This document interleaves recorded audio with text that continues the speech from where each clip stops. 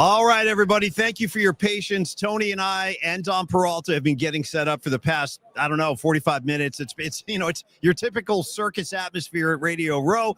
I am Paulie Mack. That is creative Tony Ruin. We also have our art director, Don Peralta, and we are joined by our first guest today, a dear friend of mine from the KNBR days on the Murph and Mack show. Of course, you remember Greg Cosell, NFL analyst. But see, the thing is with Greg and I, Tony, is we bonded on kind of going beyond football, talking. Greg has told me stories about Led Zeppelin and Madison Square Garden. Right. Greg has told me stories about Jethro Tull. So we're going to pick that up. Greg, how you doing on Super Bowl week, man?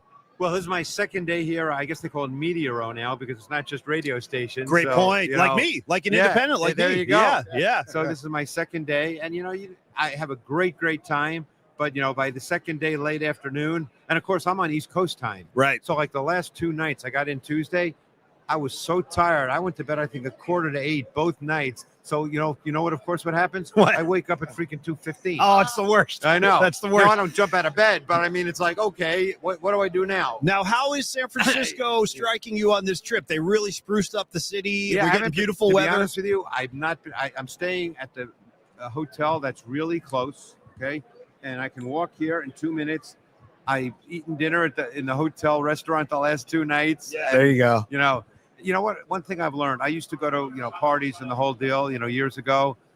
Now, to go from point A to point B in the Super Bowl city, you want to go 2 miles, it takes you an hour. Yeah. I mean, I'm just not doing that anymore. No. I don't need to be doing that. No, none of us do. No, yeah. Hey, Greg, on KNBR, I used to make all the imaging and the promos about you on the station. I used to say that we went to the church of Greg Cosell. Oh. Yeah. And basically, I always imagined you in a dark theater by yourself watching game film. That doesn't quite work like that, but yeah. I'm just in my office. The lights are actually on. It's because if they were off, I'd just go to sleep. Totally. Yeah. Hey, but not to dive right into it, but the matchup on Sunday, Darnold and the Seahawks going against May and Vrabel and the Pats. How do you see this shaken down? I mean, just from a sort of a Spark Notes version of the game, I kind of see this more as a defensive kind of game. Okay. I mean, again, you never know about, turnovers, things of that nature, which change the game. But to me, both defenses are really good. I don't see a lot of 11, 12, 13 play, 80-yard touchdown drives in this game. That being said, I get the feeling, and now tell me if you see otherwise, Greg, but is the New England defense being somewhat overlooked this week? Yes. Okay, speak to that. Yeah, I think it is. And I've been talking about it, as you know, because I watch tape. Yeah. I've been talking about it for weeks. I think it's a much better defense. Obviously, Seattle's defense is very, very good. Oh, yeah. So they've gotten a lot of the talk and a lot of the publicity. And in fact, I do radio in Seattle, and I told Ian Furness, who I'm with in Seattle, right, that I told him in August that the Seahawks would have a great defense. So I just knew with McDonald and their personnel. But I think that the Patriots defense they don't have a lot of household names, and that's why. That's right. No one says, oh, look at that guy. Right. But they're really good. Their D tackles, Barmore and Williams, are terrific, and they've got a great rotation. I really like their safeties. One of them you probably know, Craig Woodson, came from Cal. Yeah. Really, really liked him coming out, and he started from day one. Their corners are good. I mean, they're a really solid defense. Greg, you said something about this team, the Patriot defense, not having a lot of household names. In that regard, I said this to Tony a couple of nights ago. This Patriot team kind of reminds me of the 81 Niners. People were not expecting that team. I was at that Super Bowl. That was Detroit. Oh, yeah. It was freaking cold. I know. Pontiac Silverdome. Oh, my God. Yeah, Pontiac Silverdome. Yeah. The gridlock. Yeah. I was in a bus, and I felt like we were sitting there for a week. I know why there was a traffic jam. It was because the vice president was being police escorted. Right. They made, including the teams, the Niner bus was stuck in traffic with you. And some of those guys actually jumped off and ran to the stadium. Because I worked in outside of Detroit my first year out of college, so I went to that game and stayed with a friend who was still living out there. Right. So I wasn't going out there to work, but I did manage to get on a bus, to and from, and boy, we sat on that bus forever. Well, I'll tell you what I want to do, Greg. I'm going to ask you a couple more football questions. Then we're going into music. So just from an objective kind of viewpoint that you could bring to this conversation, Tony and I, our primary focus is 49er football. Of course. how do you view this Niner team, where they are now? You got key guys coming off injuries, and Bosa and Kittle, and they're aging. Fred Warner too, obviously. I don't know. Where do you see them like in the landscape of the NFL Well, at this point? I think that the year that they had, given all their injuries, was truly remarkable. Yeah. If you look, I mean, and I'm sure the faithful are, wish they had won. Fans, they always look at the negative before the positive. Right. But I think that it was a remarkable season given all the injuries. Yeah. They've certainly got some holes to fill. There's no question. I mean, Bosa will be back, but I would argue they still need another pass rusher. Now, the hope, of course, is that the two rookie D tackles, Collins and West, can be starters this year and be good players. Right. Collins has tremendous physical traits. I'm sure they're hoping he can become a dominant type player. Yeah. Warner's coming off. He'll be fine, I'm sure. Yeah. But offensively,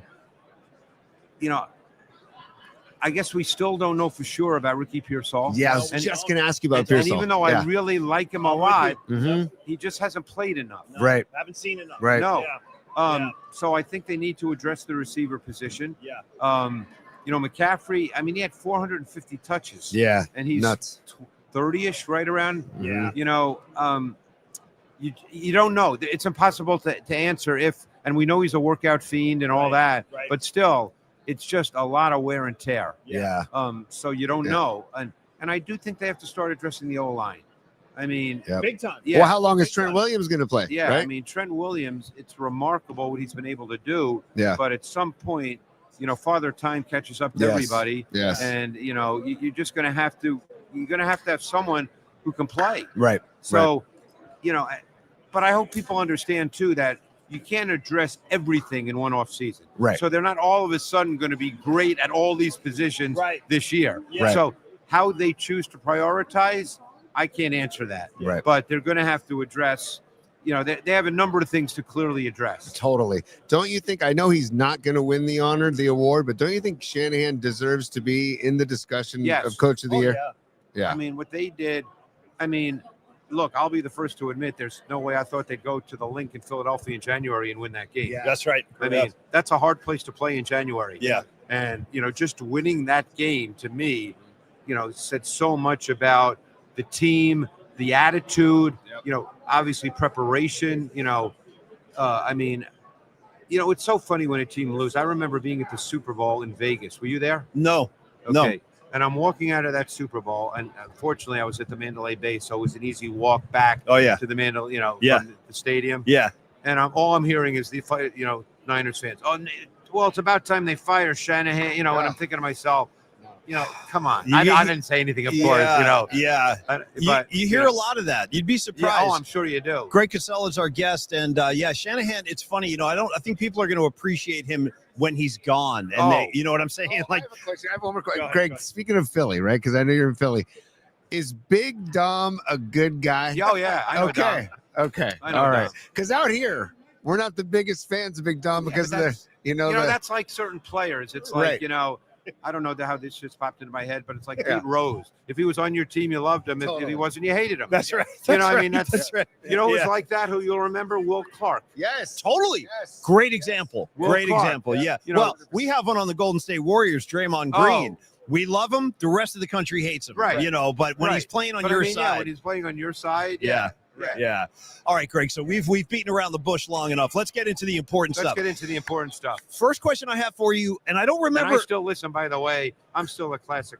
I mean, I have only a 9-minute ride to work. So, I don't listen to sports talk radio ever. So, I just listen to hopefully I get a couple of songs. Nice. If I get Stairway to Heaven and that's the whole ride, that's cool too. That's cool too. Maybe a Cashmere or something like that. But Spark of High Heeled Boys. A little Stevie Winwood. Right. So I know we've talked Zeppelin, and I want to ask you a little more about Zeppelin, but I don't recall if we ever talked about Springsteen. Are you a Bruce fan? Yes, but to be totally honest, his stuff after Darkness on the Edge of Town. Wow. Going way back. Yeah. I didn't listen to it as much. Yeah. So I don't know I'm not super familiar with all those songs. No, it's all good. But the reason I bring that up, Greg, is because there's a really good movie on Hulu now about Bruce. And you mean the one, The Making of Nebraska? yes, yes. My daughter saw it. I did not see it. It was shot in Jersey, of course, and it chronicles the period right after he made The River. Right. And he's hit with all the success, and he kind of loses it. He kind of is And overwhelmed. He sits in a room by himself, Yes. right? And just yes. So I wanted to pick your brain. I Well, do one of my recommend it. favorite songs, although I like the band's version better, is Atlantic City. Oh yeah. But I love the band's version. Oh, yeah. Yeah. Oh, yeah. Hey, Greg, did you happen to see there was a tribute to Ozzy Osbourne at the Grammys? I did not see it. Everybody who knows I love music said I have to watch it. Yeah, I was gonna say if you haven't seen it, you got to watch it. I mean, Chad Smith. I was a Black Sabbath fan, and I grew up in an apartment, and needless to say, my parents were not happy about that. None of our Yeah. Oh man, back to football real quick. How much longer do you think Sirianni is going to be in Philly? You know, I think, look, the bottom line is he's got a great one-loss record. You Yeah. can say what you want. Yeah. I can't speak to, I'm not in the building. Right. The reality is he's won a lot of games. Yeah. That's what it's about. You know, this year obviously didn't go the way they wanted it to go. They just made major changes in the offensive coaching staff. I have no problem with that. Yeah. But Sirianni's won a lot of games. Mm-hmm. Yeah. Well, I wondered about staying with the Eagles.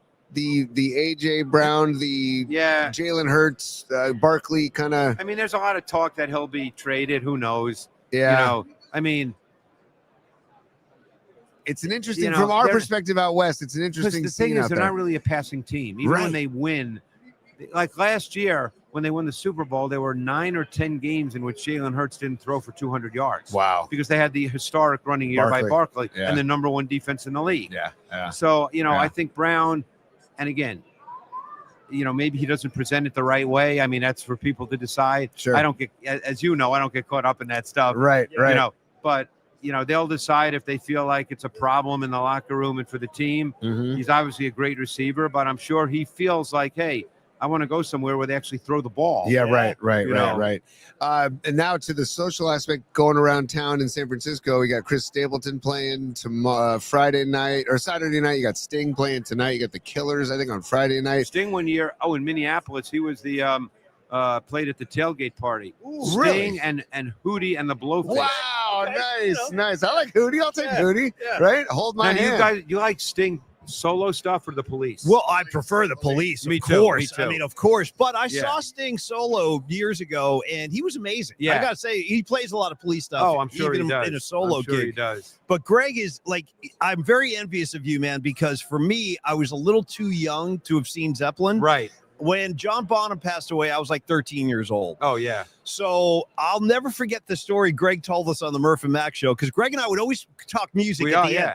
And Greg said, I threw this out there. I go, Greg, did you ever see Led Zeppelin? He goes, oh, yeah. And I'll never forget the story you told me. You said you saw him at the Garden. I did. You had great seats, too. I know. And what was this, 75, 77? I believe it was the Houses of the Holy tour. 73. That's 73. Yeah. So Greg said he's at the Garden. He's in his seat waiting for the gig to start. And he said, you mean the guy sitting next to me? Yes. Should I tell it now? Please do. So we had great seats. I went with my closest friend. Yeah. We played basketball, in high school. And maybe it was 75 because I don't think I was 17. I think I was 19. They were there in 75. So it was 75. Yeah. Oh, yeah.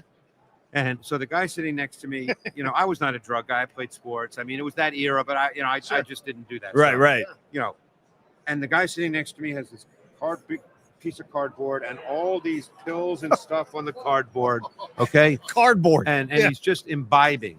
So, and as Led Zeppelin was very famous for, if it was an 8:00 show, they came out at like 9:20. Yeah. But then they played for 3 hours. Sure. Because the solo in Dazed and Confused was a half hour. Nice. Nice. So the guy before the show starts just goes, oh no. And he's that for the whole show.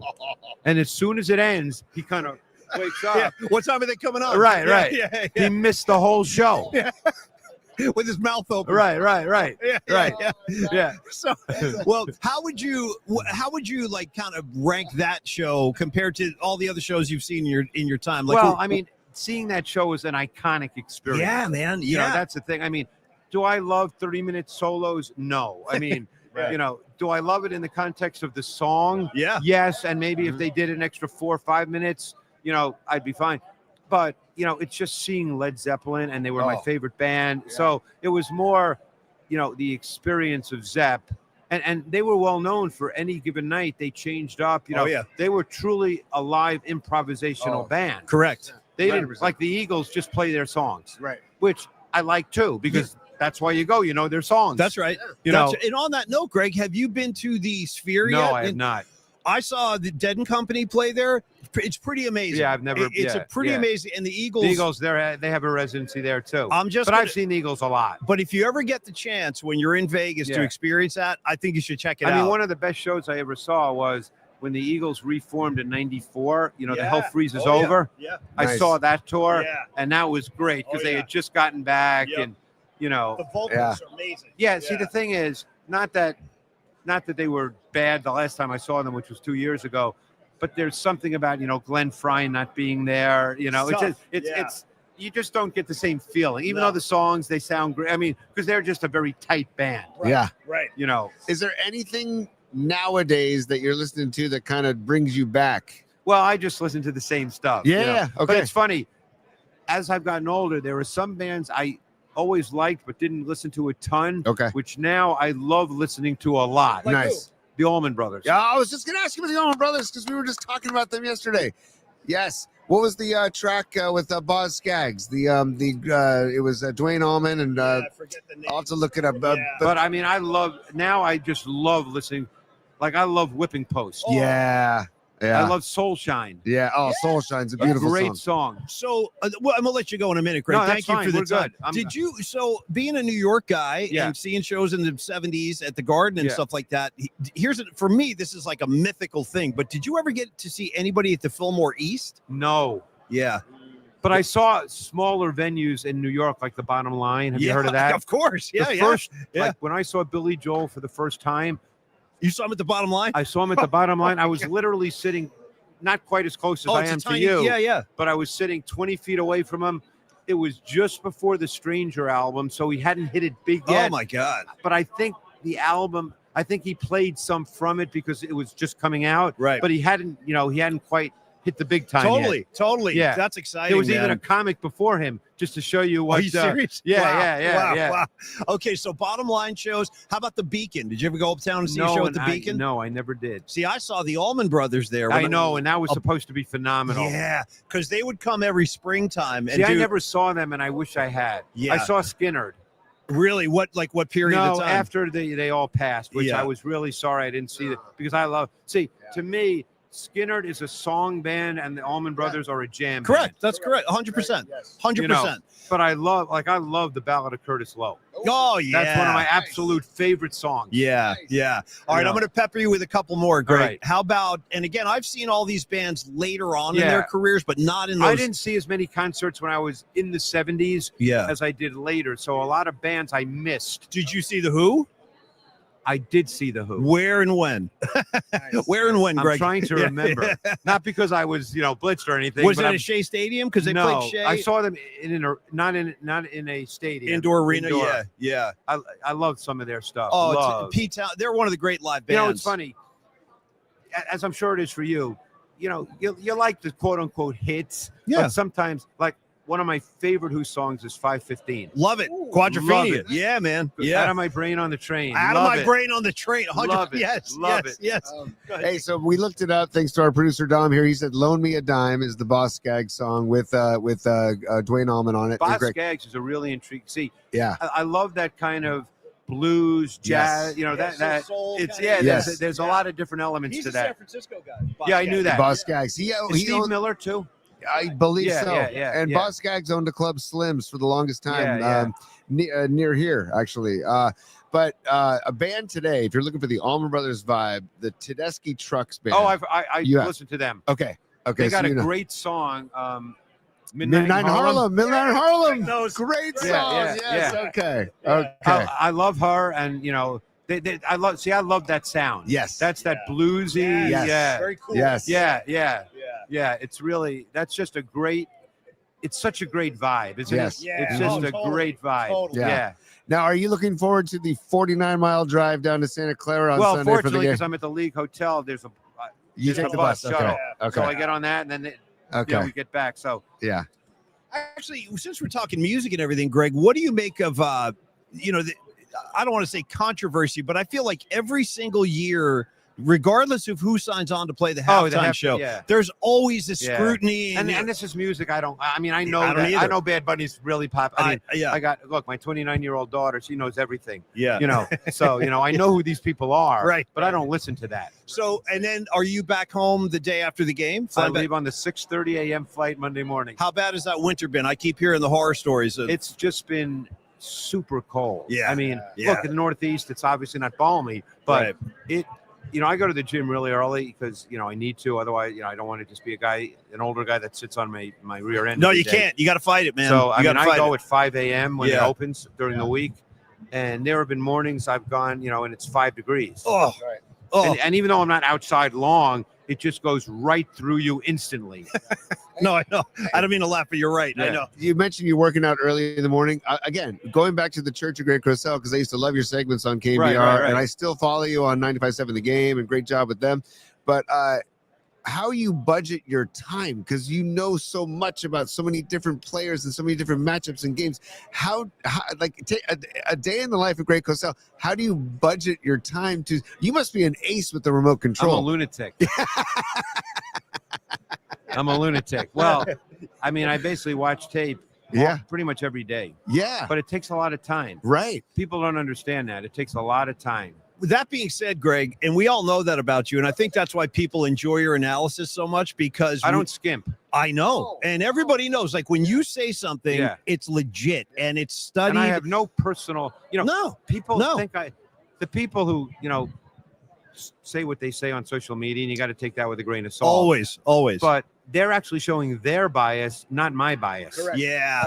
Well, I was going to ask Greg, how often is it that you're watching film and you see something, unusual or something where you go like, whoa, you don't see that every day? Like, when was the last time you had that kind of reaction? I think more often than not, I see something that's a variation of something. Yeah. Not something like, oh my God, that, where did that come from? Right. And it's funny you asked me that, because there are so many younger kids now, 27, 28 years old, because of social media, that are trying to do breakdowns of, film on Twitter, social media. Yeah.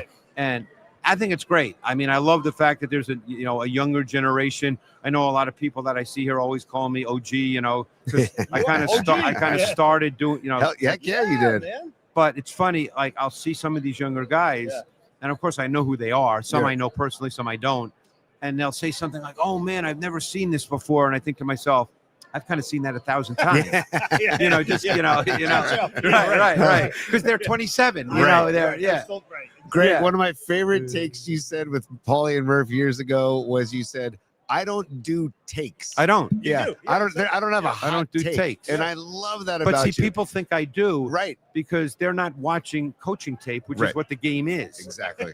So, when you see it, and the thing is, I wish I was 20 years younger, guys, because in my career over the last number of years, the coaches that I've gotten to know that clearly respect what I do, that reach out to me. I got invited to something this summer, actually in Las Vegas, which is going to be unbelievable. I mean, I wish this happened 20 years ago. Wow. Because, now I'm older. I mean, fortunately, I'm in good health. Yeah. And, you look great. You take good care of yourself. Yeah. But what you do is unlike what anybody else is doing. Right. Honestly, I know that you said that the people are trying, but again, the Church of Great Cosell, because your breakdowns are fantastic. I've always loved them. It goes back to the way. But you don't play a bias, though. It goes back to the way I grew up. Maybe it came from my parents. It probably did. I was an only child. I was a guy even when I played sports, because I played in high school and college. You're a basketball player. Yeah. I just worked and showed up and worked. Yeah. It wasn't like, hey, look at me. Right. And I like to think I'm that guy now. For me, this has been unbelievable. There's been players who've come up to me here and just said, hey, they've introduced themselves to me and say, man, I love your work. Nice. Because I think what they appreciate is not whether I'm nailing everything absolutely right, but they understand my process. Yes. And they know that I do it the right way. Correct. Yeah. Correct. Look, hey, 5 guys who know ball can look at film and have 5 different interpretations. Sure. But Sure. they know that I'm grinding and watching. And like you said, I'm not a take guy. Right. And I'll never rip coaches. And the people I do stuff for regularly understand that I'm not going to do that. Yeah. Because I know how hard I work, so I know how hard they work. No question. The amount of film that coaches watch. These guys are and players 24/7, watch. 365. Yeah. They're nuts. Yeah, no question. I mean, I'm nuts. They're nuts. So there's a show right now, The Rise of the 49ers on AMC. It's a Yeah, I good haven't show. seen it, but I think really I'm gonna. good. Yeah, But the footage of Brady is Brady narrates it. Yeah. He narrates it. I'm and- sure we did it at films. I would assume we. Oh did yeah, it. absolutely. NFL films, absolutely. But the footage of Bill Walsh, who I got to know really well. That's the thing I'm most grateful in my career. I got to know Coach Walsh. Oh. He taught me the quarterback position. Really? Yeah. Oh yeah. See? Oh no. Somehow, the first time I was out here doing something, it was with him. It was with Joe Montana, Roger Craig, and Jerry Rice after they'd all retired. Right. And he was still coaching them like he was still coaching them. Yeah. It was unbelievable. Yeah, it's his nature. I know. You know what I learned about quarterbacks from Bill Walsh just being a kid, and I've never forgotten that he said this, and I still do this, is Bill Walsh said, when you want to evaluate a quarterback, you watch their feet. Yep. You see how they move, how they drop back in the pocket. That's why he liked Montana. He had ballet-like feet. He like glided. He was almost like gliding back. It was really, really smooth. But I've always remembered that. And Greg, before we let you go, I want to ask you just about Sunday. You don't want to talk about music anymore? I will. I just don't want to overkeep my stay here We've with missed you. a lot of bands here. All right, let's talk Tull, because I know you saw Tull too. I did see Tull. Yeah, break that down. I mean, they were a great sound because of the flute and. Now, is this the Garden again? No, where did I see? I saw them in Philly with my brother-in-law later in their career, but Ian Anderson was there, obviously. Yeah, and the guitar player Martin. I don't I think remember. it was Martin something. Yeah, Martin Beret. That sounds right. Yeah. That sounds right. Yeah. How about the Rolling Stones? Any Stones? I've seen them. Well, give me some. I mean, they specifics. had those 4 albums from 69 to 73. Bomb proof. Just as good as it gets. As good as it gets. It's as good as it gets. You got Beggar's Banquet, Sticky Fingers, Exile on Main Street, and Let It Bleed. Let It Bleed. I mean, what are you gonna do? Yeah. That's a fearsome foursome right there, man. It's the thing I love about music from that era. Yeah. I love when people say things like, "Well, that's overplayed." Well, no kidding. It came out 40 years ago. I mean, that to me is such a stupid thing to say. Yeah. Hey, what about because we're both huge Van Halen fans? I assume. Their first album came out. I was in Detroit. Nice. My first year out of college. Yeah. And I was living with 2 guys, Uh-huh. and we were all teachers. That was my first year out of college. I was a teacher, and Van Halen's first album came out, Nice. and we just played that. Oh. Running with the Devil. Yep. I mean, come on. Yeah. Did you ever see them? I did not. I know. I saw them once. No knock on Sammy Hagar, Nothing. but I like them more with David Lee Roth. Definitely. Me too. And it's right. It isn't a knock on Hagar. Yeah. Hagar did fine for what they wanted him to do. Yeah. But when you can't replace Diamond David Lee Roth. Not in those days. No. He got a little silly, but Right. yeah. He got silly's a good adjective. Yeah. Silly's a good But, adjective for him. Those first couple of albums, I mean, the guitar playing. yeah, they were great. What about Thin Lizzy? Any Thin Lizzy? Oh, I liked it. I never saw them. Yeah, but same. I Same liked here, Thin Lizzy. Thin Lizzy, good band. Yeah, Good band. Thin Lizzy was great. And I liked a lot of that. I mean, I'm going by the songs on the radio because some of these bands, I just know what they play on the radio, and I don't necessarily know all their work. Mhm. But I really like T-Rex. Oh yeah. Yeah, Heck yeah. And he left us too early, Bang a obviously. Gong. Bang a Great gong. song. Yep. Bang a gong. Present day, I just saw an artist that I think you would really like if you ever get a chance to see, Gary Clark Jr. Oh, I Out know of who he Texas. is. Yeah. legit. out of Texas. You know what? I saw him. Where did I see him? He just played through the Bay Area. He's touring right now. It might have been at a he might have played at a Super Bowl tailgate with Oh, someone. I could see that. I could see that. He probably Yeah. did. Yeah. Yeah, he's the guitar player, right? Correct. Yeah, he's really good. good. He's a blues guy, but he Yeah. also he covers like Jimi Hendrix and Yeah, stuff like yeah. that. And that's the thing. I'll ask you this question too, Greg. So for me, the 2 acts, if I could take a time travel and go back, it would be the 2 bands I wish I could have seen, Led Zeppelin and Jimi Hendrix. For you, what would your 2 be if you had a shot to see somebody you missed? Who would they be? Bad Company Nice. Yeah. and maybe Deep Purple. I saw Deep Purple. In their heyday when they had Ian Oh, Gillan, yeah, Black, yeah. that, like I think it was like 2 or 3 albums Yeah. that they were all It together. was quick, but it was good Yeah, stuff. Yeah. yeah. Like Machine Head was their big Yeah. one with Smoke on the Water. A Highway Star. Whatever My Woman from Tokyo was on. My Woman from that Tokyo. was in that era. Yeah. Oh yeah. Yeah. So you know what happened when I was in high school in New Jersey? That original You went to purple. high school in New Jersey? I did. Morris County, right near Morristown, if you know that You mean area. North Jersey. North Jersey. Yeah. That was my turf. Oh. Moved out to San Francisco in '96. Oh, okay. Yeah, but I saw a lot of shows at the Garden too. Yeah. I saw a lot of shows at the Meadowlands. And anyway, the classic Deep Purple lineup reformed in '84. They did that Perfect Strangers album, and I saw them on that tour. Wow. That was pretty awesome. And then there's a lot of bands that had like one hit that's like. Are you familiar with Head East? Never been There's any never reason. been any reason. Like that's a great song. Bam, ba-down, bam, ba-down. Great song. Great song. And yeah. then of course there's Radar Love by Golden Earring. I saw. Okay, ready for this one? I saw Golden Earring. I've seen them. I saw Golden Earring open for Rush. See, How do you Rush, like that? Yeah. Now That it's was- funny. Yeah. Rush, 82. Rush never resonated with You me. had to see him. It was one of Yeah. those bands you had to see him play, Yeah. and you would have been impressed. And they were a three-man band, yeah, right? yeah, and they were all wickedly talented guys. Yeah, they never resonate. But- Another band that, as I've gotten older, Yeah. that I didn't listen to a ton back in the 70s, Yeah. but now I appreciate them so much more is Pink Floyd. Oh yeah. Well, this guy, I'll give you the mic for that. he loves Pink Floyd. Yeah, I love Pink Floyd. Greg. yeah, I mean, of course, there's Dark Side of the Moon, yeah. but Wish You Were Here, the album Wish You Were Here is Oh, phenomenal. yeah. Animals, the album The Wall. Animals, The Wall. and then you get The Yeah. Wall in 1980, and the movie that I only saw the movie once because I don't think I ever need to see it again. right. Yeah, it's I'm trying to think of other band, like the 70s bands. You lose track. right. Aerosmith. What about Aerosmith? I like Aerosmith. Yeah, right. Yeah. Steven Tyler's still trying to do stuff. Yeah. Joe Perry's still trying. Yeah. I was a big Heart fan. Oh yeah, Nice. yeah. I've seen them multiple times. Yeah. And I still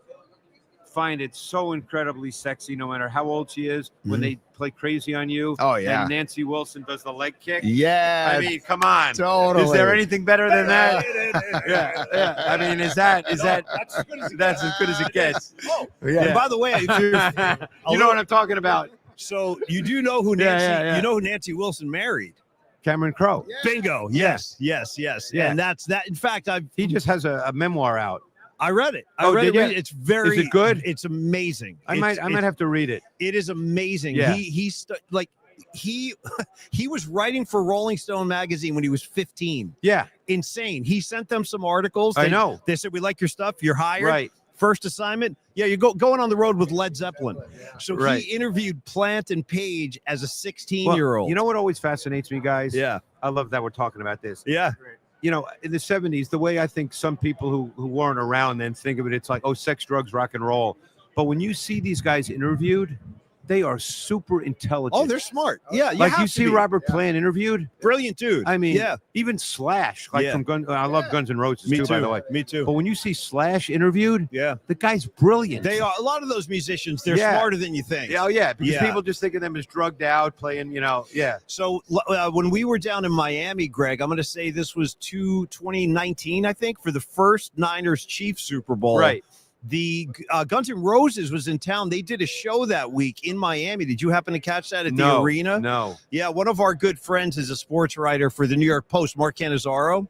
I know the name. I don't know him personally. He covers the Jets, Yeah, yeah. among Oh, other no, things. I know who he is. Yeah, and he's caught that. I think he's reached out to me, great guy. but I don't know him. Really good dude. And he saw Guns N' Roses in Miami on that trip. I mean, and he was- they're the Appetite for Destruction. I mean, all that stuff. it's great rock and roll. Yeah, Yeah, it's just- great And they rock and kind roll. of, to me, returned rock and roll to its like anti-establishment roots. And you got to have that in there somewhere. You got to have that. because all those hair bands in the '80s, they were a lot of fun, Yeah. but they weren't really like anti-establishment. Nah, they they were were- just having fun. They were there for the pose. Yeah, they were doing having stuff. fun. Greg Cassell is our guest. Yes, we're talking football, but we're talking music as well.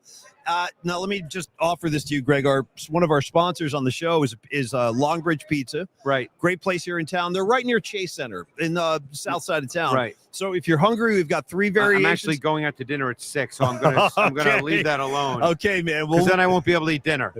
such a great pleasure Hey, this seeing was you, brother. awesome. Great seeing This you, was Greg. so good. Yeah. So good. Thank you for the time. Now I'm and- going to be thinking about the leg kick by, I mean. Me too. How am I I'm going to have to go back to concentrate? my room and find and go to YouTube and watch her do it You before I go got to dinner. You got to. I know. Because I saw them when they were young, not in the 70s, but not like in the last year, although I think they're reforming. No, they're playing shows. They're playing shows. Yeah. Nice.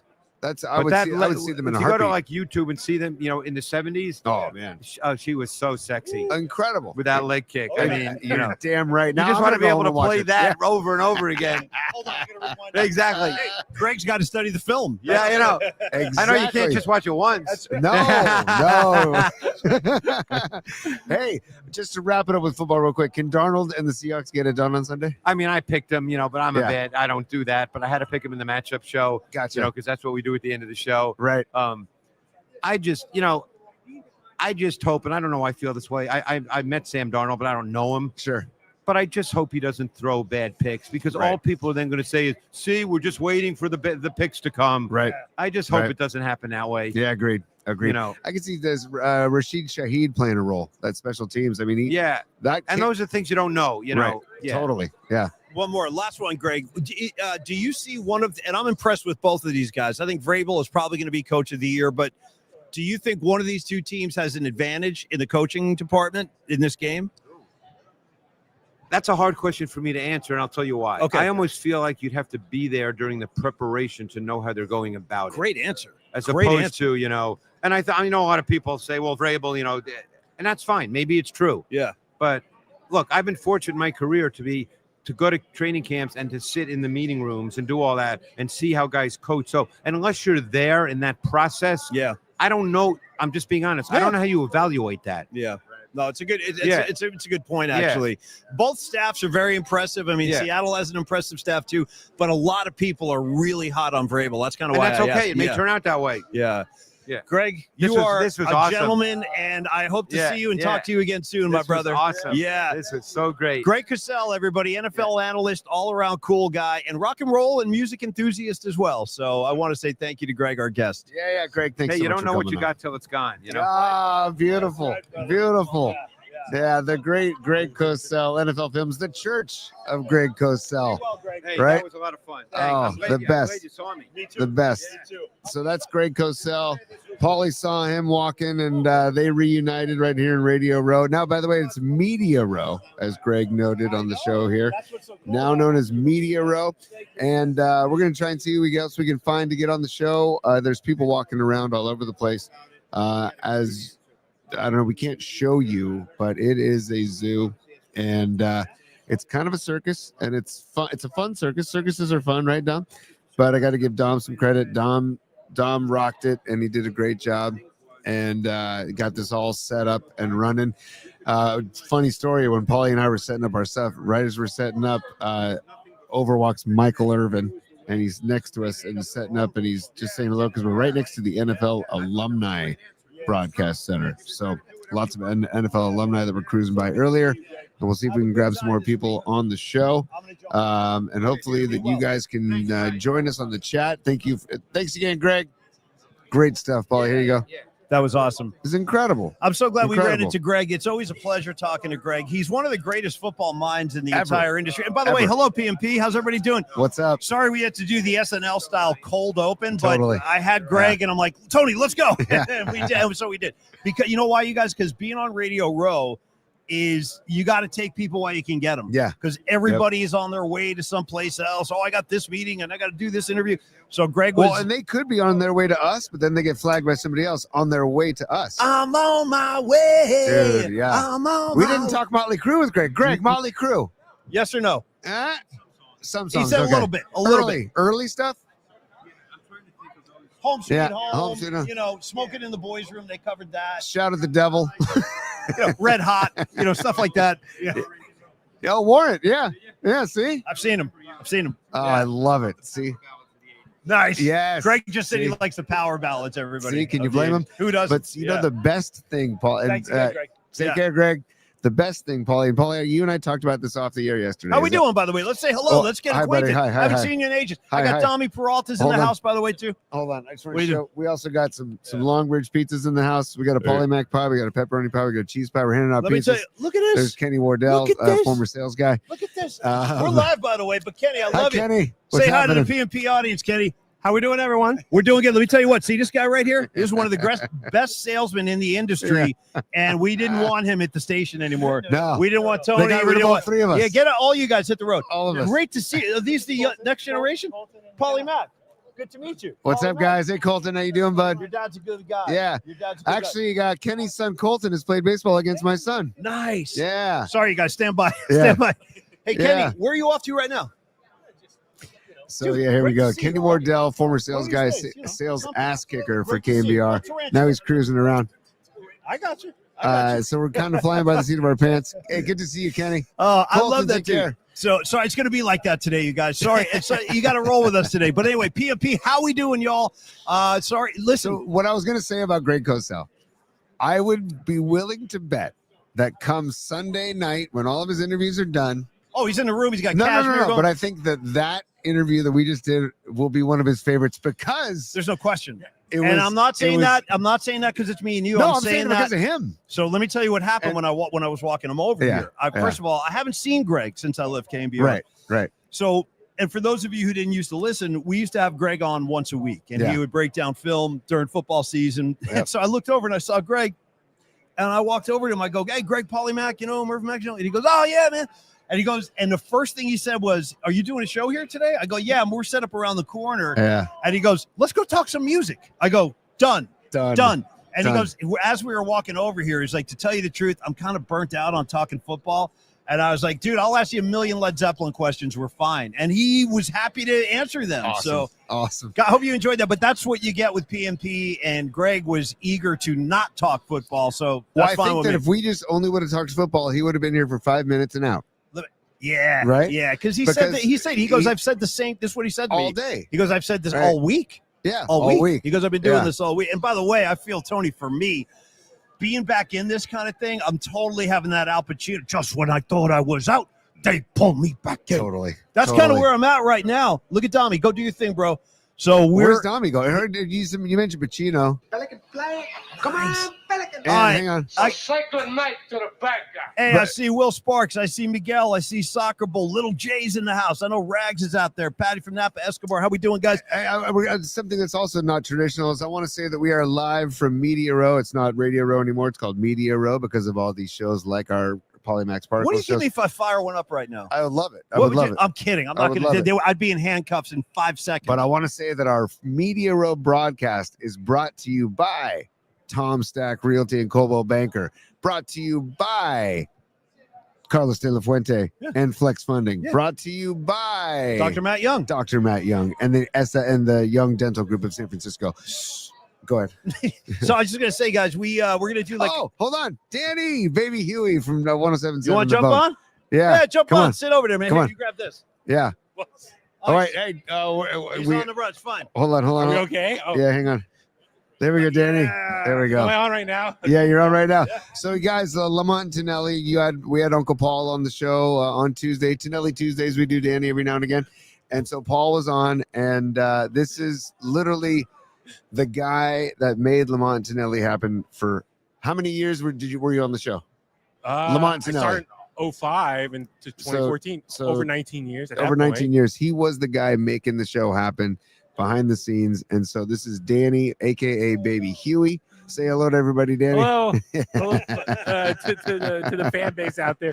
Dude. Sometimes I'll jump in the chat. Yeah, we see you on the chat, but Greg Cosell from NFL Films was just on, and we talked like maybe 5 minutes of football and 20 minutes of music, and it Which was is great. great, which I love. Okay. Yeah. Which I don't know if you guys realize when you guys are on during the day, I'm able to jump in because I'm working from home Nice. and like I'm working on stuff for like the next day at work. So I can't sit in silence. I need Yeah. something playing. So I have my 2 screens. So I got my work on one screen and you guys on the others. That's why I'm able to jump in on the chat and stuff like Now, that. hey, let's give you a plug too, because Danny does a show with Chasta from The Bone. 100%. Yes. Go. What's the name of the show? It's Chastity Huey right now. Okay, cool. We're actually You guys just did a great interview with Nick Hexum from 311. thank you. I That was great appreciate stuff. that. No, we so it's funny, we've been doing it for over a year now because Nice.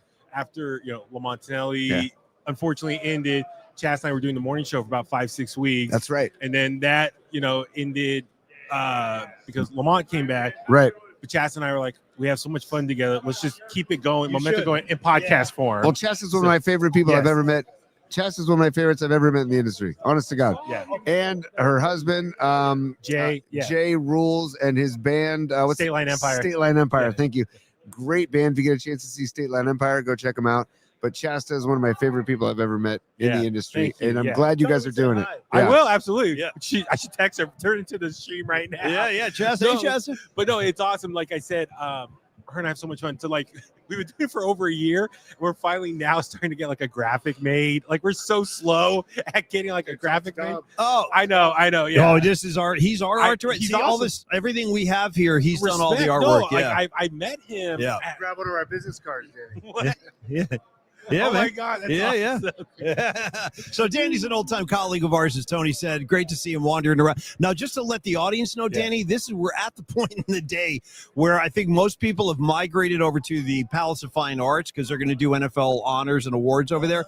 So most people are actually vacating Radio Row right now, but there's a few people hanging around, and we'll continue the show. But, dude, just for my audience, I want to let them know, Danny is like, I mean, the way I love the Grateful Dead, this cat he's a Green Day guy like you've never seen before. To the point where, I mean, as far as I remember, Danny, like, you know the guys in the band. Like, they know Yes. you know them. Yeah. And talk to me about what's happening. I know they're playing Sunday, but like where, when, and like what's going on with them Well, Sunday? actually, technically, they're playing tomorrow night too. Where? I think.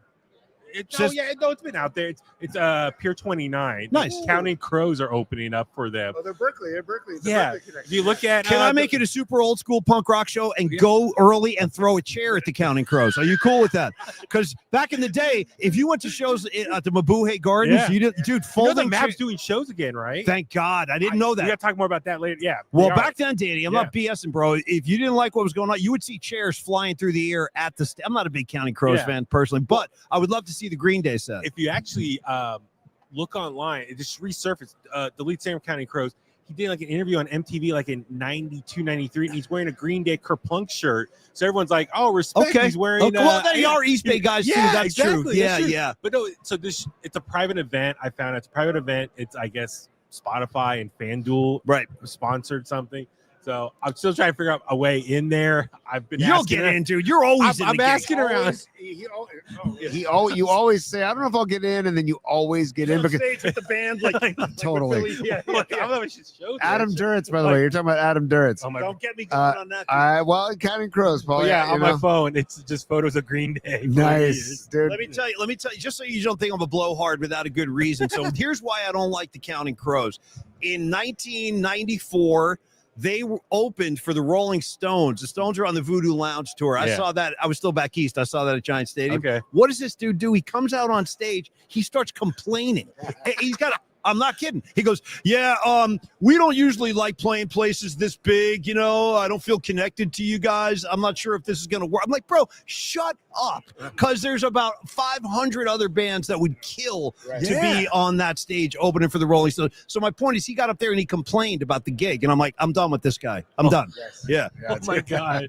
So no, I'm hopefully I can get in. But yeah, no, as You far will. as Green Day for Sunday, they're doing the opening ceremony performance. Correct. And I wasn't sure where it's gonna be, but apparently it's gonna be inside the stadium Please, as well. can they play American Idiot? Can they just play American Idiot and just See, I send would- a message? I know. Come on. I cannot wait to see what Billy Joe's gonna say on stage. I'm Oh. super excited. The NFL's got to be nervous. They got to be nervous. Well, They got to be nervous. I believe, and Danny, you might have better information about this, but I believe there is at least a 10-second delay. So and it's more than usual. It's Well, more I'm curious. I don't know how No, long for they're real, gonna play. for real. I don't know if it's gonna be a situation where they're gonna do like a few songs back to back to back, or is it gonna be like a montage, a collage of songs? Yeah. I hope it's a bunch of songs, and at some point they do American Idiot, and you know Billy's been changing the lyrics live for American Idiot. So if you know what he's changed it to, what better way to say that statement again than live TV with that? Do you happen to know, because I actually, and I'm sure you know this too, Danny, but I know that when the Super Bowl was here last time, 10 years ago. 10 years ago, Yeah. thank you. the boys at Metallica were really upset that they Yeah. were not asked to play halftime. And you remember when they came in the station? Okay. Yes. So what they did instead was they did a gig at the Giants ballpark, and it was great. And we were all there. The and it night was, before. Yeah. That's like I have that shirt still. Me The too. night before. I got the towel. Yeah. I got the Oh, you black got the towel. towel? I Oh, do. my God. I got the towel. So, in fact, you know what? My friend Vicky, who Yeah. works for the band, Yeah. she had us in the VIP before, and I had my son Tommy with me. He was a big fan. Lars came walking in. Okay, I'm here to see everybody, and like my Tommy kind of freaked out. My son, he was like, "Dad, that's Lars." I go, "Yeah, no."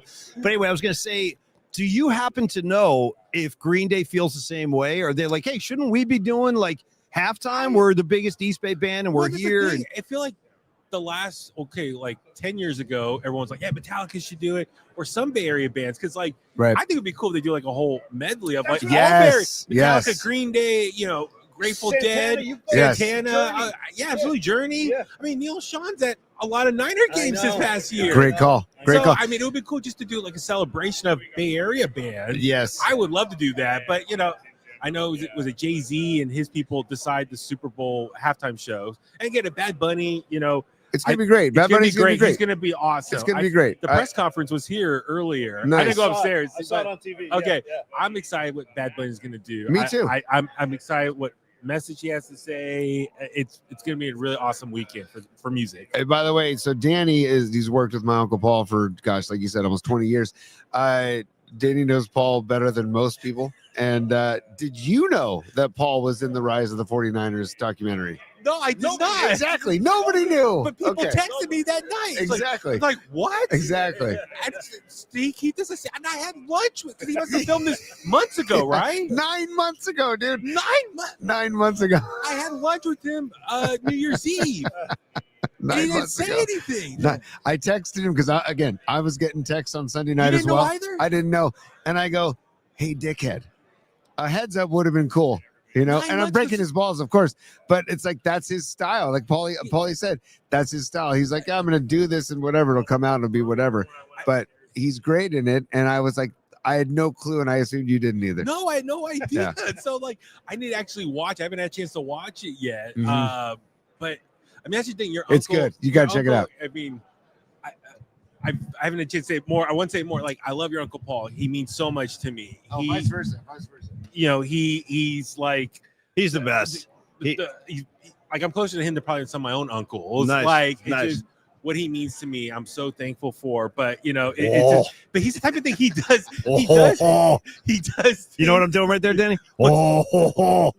Oh, Yeah. Anyway, sorry. a little inside riff right there, kids. Don't worry about me. Yeah. I know he does that. Yeah, no, we all do it. Don't get me in Oh. trouble. Yeah. I'll tell you what, should I? No, all right. Well, all right, I'm just talking. I'm just talking. Like that, you gotta do that. Yeah. Sorry. Oh, all right. Anyway, Sorry, Daniel, let me. That's okay. hilarious. That's- Yeah. sorry. Oh, yeah. It's hard. Once I get going, Danny, it's hard to No, stop. Yeah. I was just gonna say, Oh. but your Uncle Paul, I took Tony out with that one. It was good. He needs a laugh. Sorry. That's what I'm here for. I Sorry. got both of you guys. It took- Tommy, I It took took them me a both second. out. It took me a second. I took them both out. I know you had to look. Took You're me a like, second. oh. It took me a second. Oh. Yeah, it's all about the oh. It took me. No, your Uncle Paul. I got one more. Oh, I met a gal, and it's always about. Anyway, I'll leave it right there. I met a gal. I saw a gal with tatas, Yeah, with not, with tatas like beach balls. No, I'm just kidding. Oh, all right. Anyway, Danny, So- carry on. No, I was gonna Yeah. say, your Uncle Paul. Yeah. He's the kind of guy who'll do nice things for other people Totally. on the DL without wanting attention. So I can get why he'll do like the documentary and not tell anyone. He's good at like, he doesn't want the flash, the attention of like, look at me, look what I did. People today will do something nice and want to post on social right about afterward. He's the type of old school. He'll do something nice. Yeah. That's the thing I loved when he's on your chats. Like I want to like ambush him. You should. I was gonna Yeah. like, I don't know if you could see the comments, but I was gonna start typing stuff that maybe only he would know and see if I could break him. Ooh, On I your like that. stream. I like that. If he starts smirking, then I know it's working. I like that, That's man. Like seriously, I love your Uncle Paul. Like I said, what he's done for me over the years. Yeah. So many Yeah. private, personal things that I'm forever grateful for. he's just such a good people. I always tell people there's more people like him in this world. The world would be a better place. I agree. I agree. That show doesn't have that long of a run without you, dude. So it's like you got to tip the tip of the cap to you too, man. This kid, he works his And Paul, dude, Danny would get in at 4 a.m, and then I'd be leaving at like I don't know 4 p.m, and Danny's still there putting together a best of for but seriously, the time you put in, man, Danny is incredible, dude. Sorry, man. I saw a gal. No, I'm just kidding. All right, Danny, I'm changing the subject. I don't want to get you in trouble. Another word, knockers. Listen, I prefer tatas. That's me. He would use that Yeah. word. Okay. All right. Hey, Danny. All right, we're changing this. My bad. This is a lot going on here, folks. Bear with us.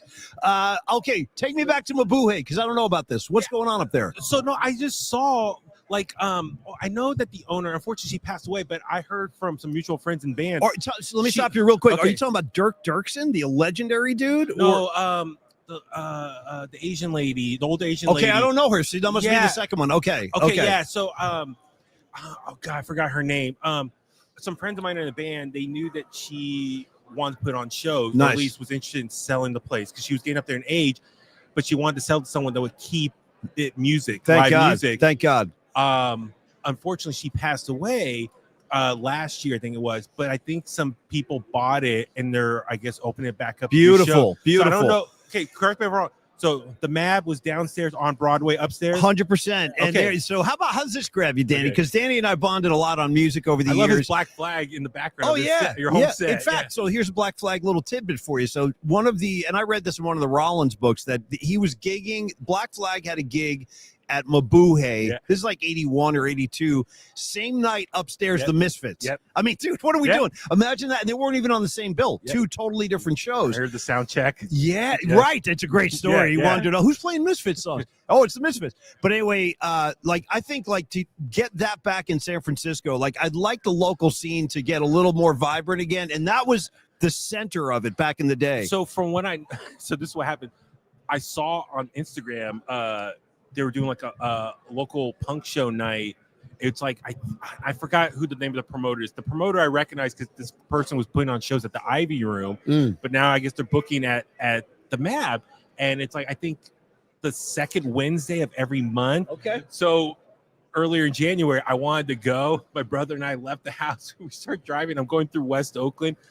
I get a flat tire. Oh no. And I'm like literally on the side of the road. I'm like, well, I guess we're not going to the Mab tonight. We were like super excited because him and we lived here our whole life. I'd never been to a show at the Mab. I was so bummed out. Like I'm standing, literally, it's freezing out cold, and I'm on the side of the highway, and like, damn. So anyway, I guess next Wednesday there's doing a show there. My brother was like, "Let's go." So I'm Nice. like, all right, we'll try to go. So no flat tires this time Dude, around. speaking of bummed out, dude, the Parkside and bottom of the hill. I know. What's that? Those Yeah. both crushed me, dude. What's Yeah. going on with the Parkside condos or something? I don't know what's going on there, but is it the plant? They're just going to demolish it? Yeah, it's a At bummer. least bottom of the hill, we know you have the full year, so go Right. there as much as Have you can. heard of anybody possibly coming in to save that place or no? Oh, you have. Oh, you don't. you can't say. Yeah, fine.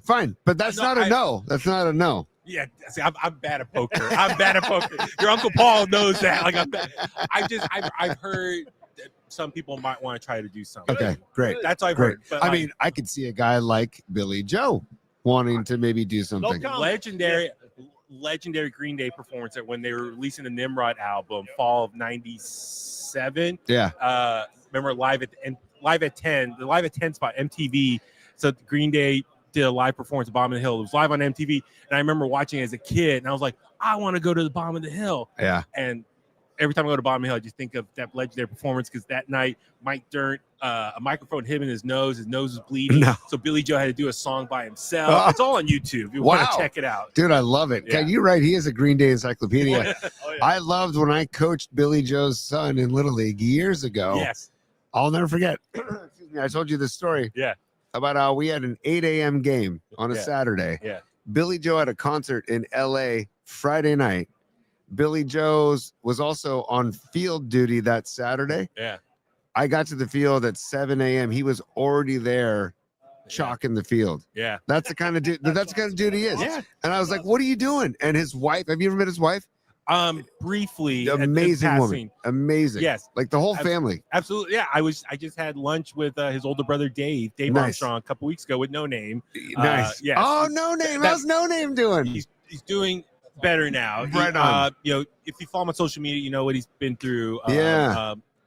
I don't know if I should. Great dude. His wife passed away a few months ago, so he's finally getting out now. Yeah. No Name, another phenomenal person as well. So yes, him, me, and Dave had lunch, catch up on stuff, talking radio with No Name, everything. He's doing great now. So, right on. I mean, he's doing better, I should say. But no, it was awesome. Like I said, just for Billy Joe. I mean, obviously he loves baseball. Investing in Oakland Ballers.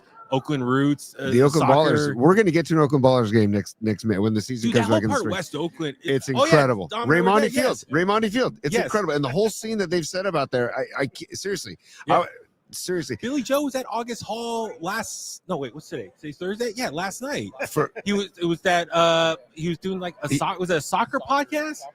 Yeah, get out of here. He was at August Hall last night. Wow. Yeah. Funny story, real quick, and then I'll hand you back to Mike. When I was coaching Billy Joe's son, I didn't know it was the second practice. Okay, I didn't meet any of the parents yet. And first of all, parents were like, "Oh, who's your kid?" And I go, "I don't have a kid on the team." They're like, "Well, why are you coaching?" And I was like, "Oh, just because I love baseball." So now that I coach Little League, I can understand the reaction because everybody's like a parent of a kid. But Billy Joe, this kid, Joey Armstrong, was not doing well in practice, and he was like tearing up. And I was like, "Oh, Joey, get over here." And I knew his name was Joey Armstrong. Never did I ever think Billy Joe Armstrong. And so he's like bawling because he's not making good contact. And I go, "Let's get your mind off of it, man. Like, do you like music? What do you listen to? Like, do you have an?" And this is back when iPods were big. Oh yeah. And I said, "Do you listen to it? Do you have an iPod?" And he goes, "Yeah." And I go, "What do you listen to?" And he goes, "Well, Coach, do you know Chuck Berry?" And I go, "This is an 11-year-old kid." And I go, "Yeah, I know Chuck Berry. You're listening to Chuck Berry?" Yeah. And then the end of that practice, Billy Joe pulls up to pick up Joey, and I'm like, "Oh, now it all makes sense." Right now, it all makes sense. That's awesome. And then Billy's younger son, Jacob, phenomenal musician. You gotta check out his band. They just played Bottle Rock. Was it last year? Yeah, last year. Yeah, with Green Day, same weekend. Nice. So awesome. Well, Danny, I want to ask you this, man, and thanks for the time. I'm going to let you get going in 2 seconds, but two last questions. One, are you going to the game Sunday? No. Okay. I wish. Okay. But no. See, I you know, it's funny. I was telling these guys. I've never been to a Super Bowl. No. All of the years that I did this whole Radio Row thing with Murph, and it was more than one day, Tony. We would be there the whole week, and it grinds you into a powder, bro. By the end of the battery's drained right you're now. done. You're done. No, it's like a life-sucking experience. But so I always opted not to go to the game. I just wanted to go home. I'm like, dude, I'm so tired at the end of the week. But second question is, who do you like in this game? Like, if you have any dog in the fight, who are you rooting for? Man, it's like it's tough, bro. It's tough. You got the Seahawks, which obviously, as a huge Niner fan, like I don't care about them. And then the Patriots, you know, they won so much in the last like 20-something years. Yeah. But I'll give No Name credit when we were talking about this. You know, for him, he's a Raider fan. I was like, he hates the Patriots too for his own reason. Yeah. But he said the one good thing, if the Patriots do win, it does kind of take away from Tom Brady and Belichick's. No question. Because everyone's like, they're gods. Because they can't do it without me. That whole bit. They can't do it without the two of them, the coach and the quarterback. Oh, I didn't think about that. That's part of this. If this Patriots team wins, it's like, look, the team won without them. So, you know, they're a dynasty with other people. Yeah. But then again, you know, I like Seattle. I have friends that do radio up in Seattle. I love the Seattle music scene. Grunge. You know, I love MXPX, great punk band from Bremerton, Washington. Like, so like there's a connection to Seattle. Like, that might be, I'd be happy for them. Right.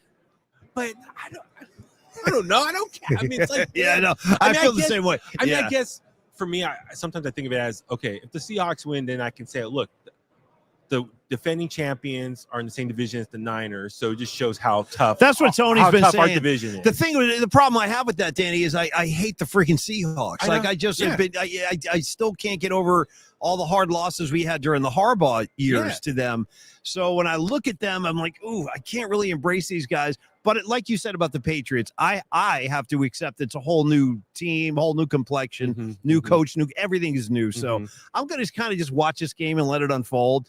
Yeah, I mean, for me, I guess it's tough because it's like it could have been someone else different, like to keep it fresh, anything. But I guess with Seattle, I don't know. It wasn't amazing. You brought up Harbaugh, Pete Carroll, that was an amazing time to be a fan. It was the back and forth. Yeah. For them goes back obviously Stanford, USC, Yeah. their connect. Oh yeah. So it made that rivalry so much fun as a fan. The Good back call. and forth. Yeah. There were two juggernauts going at it. Yeah. I don't know. I mean, I guess West Coast. I'm from the West Coast, Seattle. Yeah, I guess I'm leaning a little bit more towards Seattle for that. But I don't know. But at the same time, you're right. I don't want the Seahawks to win. Yeah, exactly. How far you want me to go with this? Because I don't want Robert Kraft hoisting the trophy. I understand that too. See, that's the problem. I got problems. And Danny, I hate everybody except you, Tony, Danny, and Dom. I hate them all. So I gotta sort through all that stuff on Sunday. Dude, great seeing you, bro. Thank you. Keep up the great work you're Seriously, doing. No, I'm super happy, proud, respect what you guys are doing. Yeah. It is entertaining.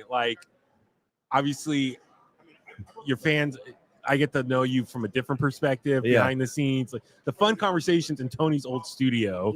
Oh, and I wasn't there for all of them, but Tony's studio was the spot to go do after show. It's a social spot. Post show, private, safe, Let's safe go hang room, out in Tony's studio. safe room, Yeah. safe Yeah. safe zone. Well, you know what they say in the studio, no one can hear you scream. It's yes. But I'm just saying, it was just a lot of amazing memories there, specifically post show huddles. I mean, your Uncle Paul, just in there, just just everything, just so many amazing memories. And it's tough right now because everything's different right now. Oh yeah, big time. I work from home now mostly, so so I'm missing all of you guys and just the old building, all that stuff. It's really different. So I just want to thank you guys for all the years of just fun entertainment, co-work stuff. Dude, likewise, brother. And it's always a pleasure to see you. Keep you. doing what you're doing, and we'll be in touch, man. We'll be but what you guys are doing, it's inspiring for motivate what Chas and I are doing. Yeah. And respect that. And everyone locally here, all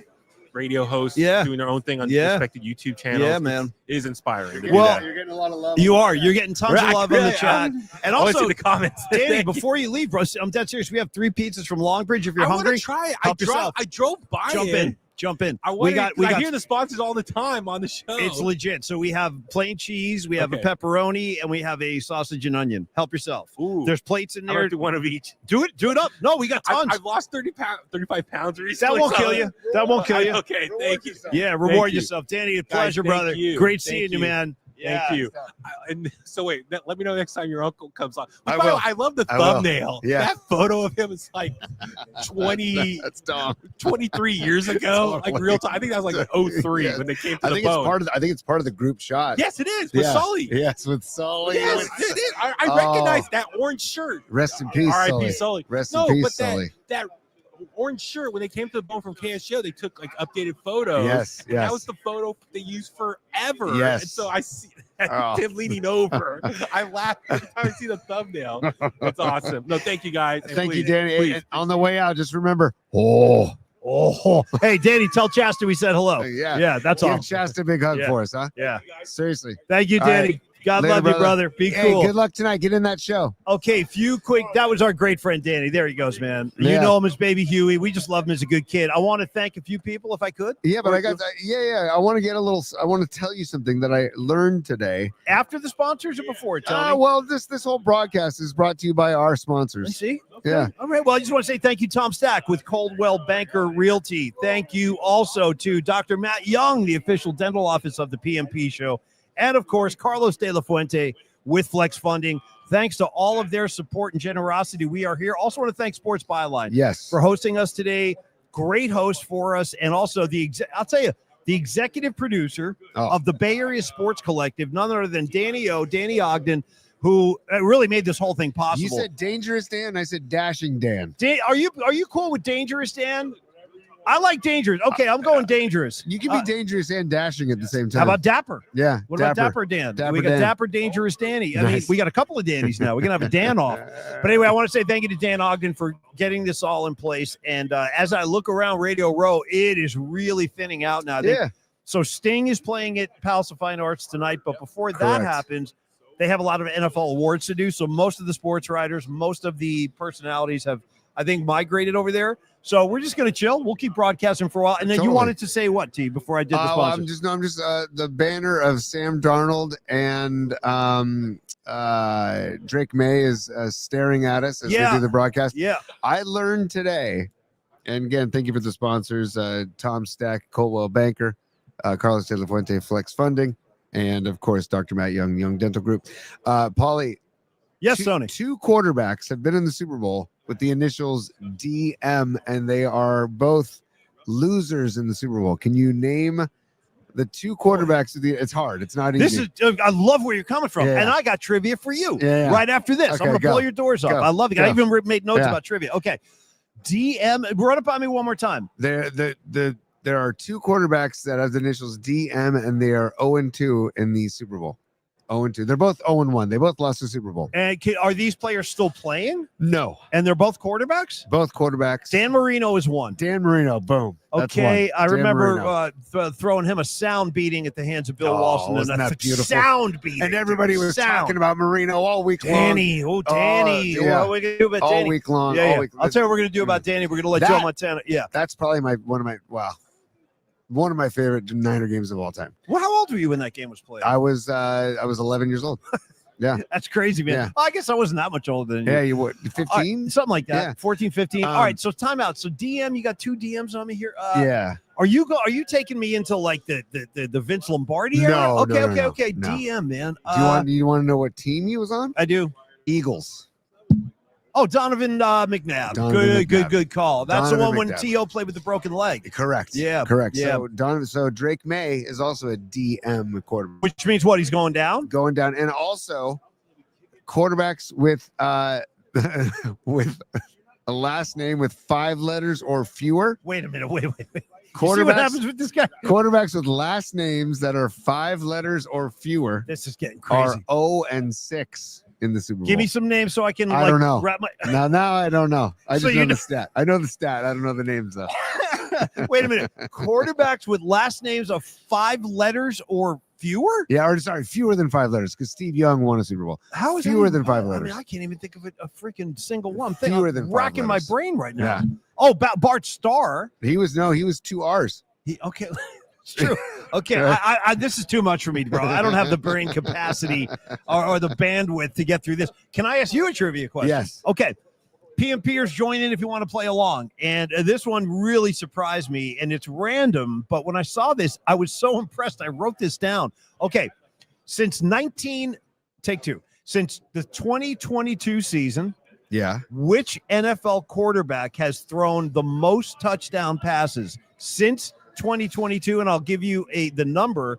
This gentleman has thrown it's first in the NFL. So it's 130 touchdown passes since 2022, the most in the NFL. Who am I speaking of? Oh boy. Leading the NFL in touchdown passes since 2022. Oh, it touchdown passes? That's correct. That's correct. Wow. Where'd our show go, by the way? Where did Where oh, did no, our- sorry, I was looking up something. So this Oh, shows right yeah, I get all confused. Yeah, Okay, there you yeah, go. thank you, Tony. here. I was like, what are we wow. looking at here? Can you give me a hint? I can't. I Oh, can't. Boy. He's a very famous quarterback. He's still playing. Is it this guy? It's not. Oh. It's not Aaron Rodgers. It's going to surprise you. That's why I wrote this down. I was like, really? Wow. And I'm a fan of this guy, and you are too. Kind of an unsung dude. Had some great seasons. Hasn't been. I'm giving you as many hints as I can.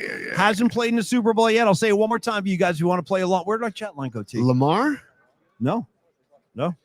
Has not played in the Super Bowl. Burrow. Has played in the Super Bowl. Oh, has played in I'm the Super Bowl. sorry. He has played, and he's lost one. Oh, there's Michael Irvin. Yeah. He was sitting right over there before, too. Oh, look at Mike. He still looks good, That's man. Big Mike. Yeah. That's Look it. at- is that Rags like is going to be jumping up and down. Rags would go crazy to go shake Michael Irvin's hand right now. Yeah. I'm going to come out. Dom Augustine wants to come on. He's going to say he might slap Dom in the face. As soon as he finds out we're San Francisco, we've tried it before. He doesn't like San Francisco. He does not want to talk San Francisco. Come Danny knows. on. No, he doesn't. Come on. I'm going to give you the answer. go. Jared Goff Oh, God. has thrown more touchdown passes than any quarterback in the league since 22. I was surprised to hear that. You know, it's so bizarre. And I'm rooting for that kid. I like too. Goff. By Yeah. the way, dude, can I ask you one more thing real quick? Go. Then you come with your thing. Go. Anybody here watch this godforsaken flag football game they had a couple nights Stay ago? in the frame. We didn't even. I like to be out here, Tony. Did you guys even tune in for that? For like, it was the most. No. I was embarrassed as an Argonaut. Yeah. I was embarrassed. It was. That's an And inside Steve joke. Young and Jerry Rice were coaching the teams, right? They were coaching the Pro Bowl teams, right? They And got to it's find something else to do. This is tough. not working anymore. That's a tough. Can you get our chat up there, T, It's a just so I tough- can yeah. see what the people are saying? But Paulie, what was it? I forgot what I was going to say now. It's Shoot. my fault. That's I how my brain distracted you. 100. works. You should slap me in the face. Can I get a slap? Give me hold on. one. Yeah, I let me need a give you few. one. Let me give you one. Stand by. Give me another one. There we That's go. for interrupting you and taking you off course. It's all good. We would all like to be able to live an uncluttered life, a simple life, a good life. By the way, shout out to Officer Rich Hunt, my brother-in-law, who we saw walking into the media center. We saw Rich, Danny. We saw Rich walking in, and I never see him in the full garb. So it's good to see him in the full garb. You know, His uniform, you mean? Yeah. Garb. Yeah. Well, he had the badge. It was all shiny. It was like he was freshly shaven. I never see him freshly So, shaved. couple things for all of y'all out there. If Yeah. you're thinking about coming down to this whole area, this Moscone Scene. Center, just park about 10 blocks away because most of this. Hold on, I'm Paul. not There's a exaggerating. drug sniffing dog. You don't have any stuff on you, do you? We're about to find out. Yeah, I might light this dog up in about 10 seconds. Get ready. We got a drug. I think we're cool. I think we're cool. But we'll find out. It's like Dave Chappelle said during the Me Too movement. Dave Chappelle came out one night and he goes, all these guys are getting arrested and everything. And he goes, I don't think I did anything wrong, but we'll see. You know what I mean? That's what I'm saying about the drug dog. I think we're cool, but we'll find out. I gotta be honest. When I was going through the security and the drug sniffing dog went by my backpack. Oh, they go right up to you. No, but right up to you. I was like, do I have like a roach in there or I something? want to remind everybody that it's legal. We're in California. It's like, legal. I know, but they're Freaking still legal. sniffing for stuff. Well, they can sniff. Yeah. Listen, It might not be legal to bring in here. the funny thing is, don't repeat this PMP community, but true story. After we finish the broadcast here, Tony and I have to run across town. We're having dinner with our good friend Mark Cannizzaro. Yeah. And I'll tell you what I did. I got something in the car that I'm going to give him, a little California kind of Mendocino treat. Yeah, and, there you go. It's a good thing I left it in the car Hold on. because it has some aroma to it. You know what I mean? And that dog would be I'd be cuffed right now, probably. By the way, Yeah. pause everybody. I'm gonna do the live picture, Paul. If you can move to your right a little bit. What am I Move to your right a little bit. No, to your right. To your right. I don't know what. I want to get a picture of you and Sam Darnold right in the same shot here. 1, 2, 3, boom. Okay, got it. So, all right, I got it. I don't want to get in the way of your man crush, though. Okay, I don't got wanna, it. I don't want to. Because we're looking at the Darnold banner. I understand. And I you understand. notice what Greg Cosell said. He said he picked the Seahawks too. So I'm just saying, the Church of Greg Cosell. I pray, I bow, I genuflex to the Church of Greg Cosell. Great word, genuflect. Good. Yeah. Use that more often. So I remember in the '94 Super Bowl, Niners Chargers. We had the 2-week wait. Mm-hmm. The wait seemed so long. I started getting nervous. I knew the Niners were the better team, but I started to psych myself out. Uh-huh. Like the spread's double digits. Am I so I'm starting to feel like everyone's talking Seattle. Maybe. Oh, that's how my uncle thinks. Like he'll say, maybe the Pats are going to surprise people. I'm not saying I want that, but I'm saying I think that's on the table. I mean, Vrabel's a great coach. By the That's way, the thing. He is, and he's won rings. He knows what it takes. just came down. Josh McDaniels was named the assistant coach of the year. Just now. Okay. Just came down. I believe you. What are you pointing at? No, it was my my alerts. on the screen. Okay. So, sorry, you guys. The decorum on today's show is you gotta forgive us for today. I know. I hope it's working okay for you guys. Nutter, Sparks, Phil Dawson. What's happening? Little Jay's out there. Rags. Patty from Napa. Oh, look at us. Who's we a new one? Rob, is that Rajiv 8? Is that what that says? Rajiv Ace. He's a Pats guy. He's a Pats guy. He or she. We don't know. It could be a she. No, I see a gentleman's face, Tony, in the picture. Oh, Yeah. well, you're assuming that's him. It's a very handsome gentleman. Okay. Kind of has your look actually. With the clean shaven. We saw Ike earlier from Ike's. Well, Ike's sandwiches. Ike has the same look as I do. Bald head. I'll tell you the truth. Yeah. I take Longbridge pizza over Ike's. Oh, God, 10 times out of 10. I will say though, I do like what Ike has done in the Ike's Deli world. Such Honestly, dude, he's got good sandwiches and he has good vegan sandwiches. If you ever want a good vegan sandwich, and he also did like the Damon Bruce sandwich. He did the Matt Cain sandwich. He did like a lincecum sandwich. I think he's done some Niner What's sandwiches. on the lincecum? I don't know. Herbs and spices. He was another herbal delicious dude. That's no secret. Come on, man. Let Timmy By smoke. the way, now it's time for me to break your balls. I mean this 2 days ago. Bring it. And I don't have my notebook in front of me. Let's see if my memory is still working. in Rise of the 49ers in episode 2. Oh, what does this have to do with me? How am I going to get in You trouble? did not bring to my attention that Montana is filmed wearing a Journey t-shirt. That's number 1. Yeah. So that's strike 1.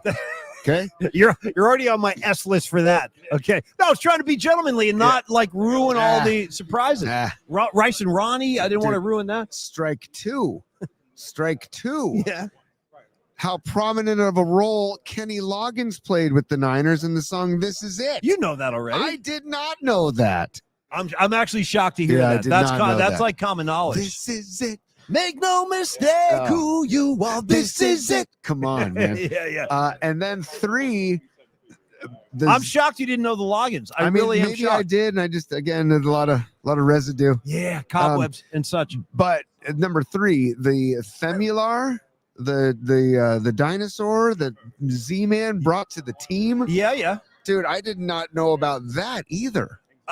That was new to me too. Oh, that okay. was news to me too. Okay. But I'm okay.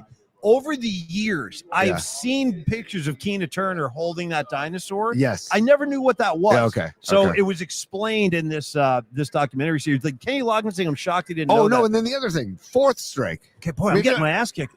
Maybe- Tommy, help me. Yeah. Tony, Was Z-Man, but I enjoy it. talking joints with Ronnie Lott. Well, Dude, and Ronnie's like, "Is this stuff good?" Ronnie Lott asking the Z-Man, Well, Zagaris, hey, "Is look, this stuff good?" Z-Man will be the guy to ask. Oh. He would be the dude to ask. You know what I like about Z-Man? First of all, if you're not familiar with who we're talking about, Michael Zagaris, he's a Yes. legendary photographer, shot all the great, he still shoots the Niners. Dude, he used to be on with Murph and Tim Lyota every Friday. And Yeah. then did you guys carry that on? we when he had him for started? like about 6 months and Hammer pulled the plug. Yeah, we had Fridays Yeah. with Z-Man. Fridays with Z-Man. They were But a lot of fun. He was a wild card. Like he would talk like he was on HBO. right, and we right, were right. doing like, Yeah. public radio. And he'd be like, yeah, F this and F that Dude, guy. I'm like, speaking whoa. of that, real quick, Paulie, speaking of that, we're right around the corner from the Pat McAfee big studio. By the way, And- go ahead. Well, anyways, this morning they had. I wanted to get some reviews. Why they had the world's strongest man. Do you want me to throw my tank top on and get maybe we get him some sleeves for Christmas. I don't know.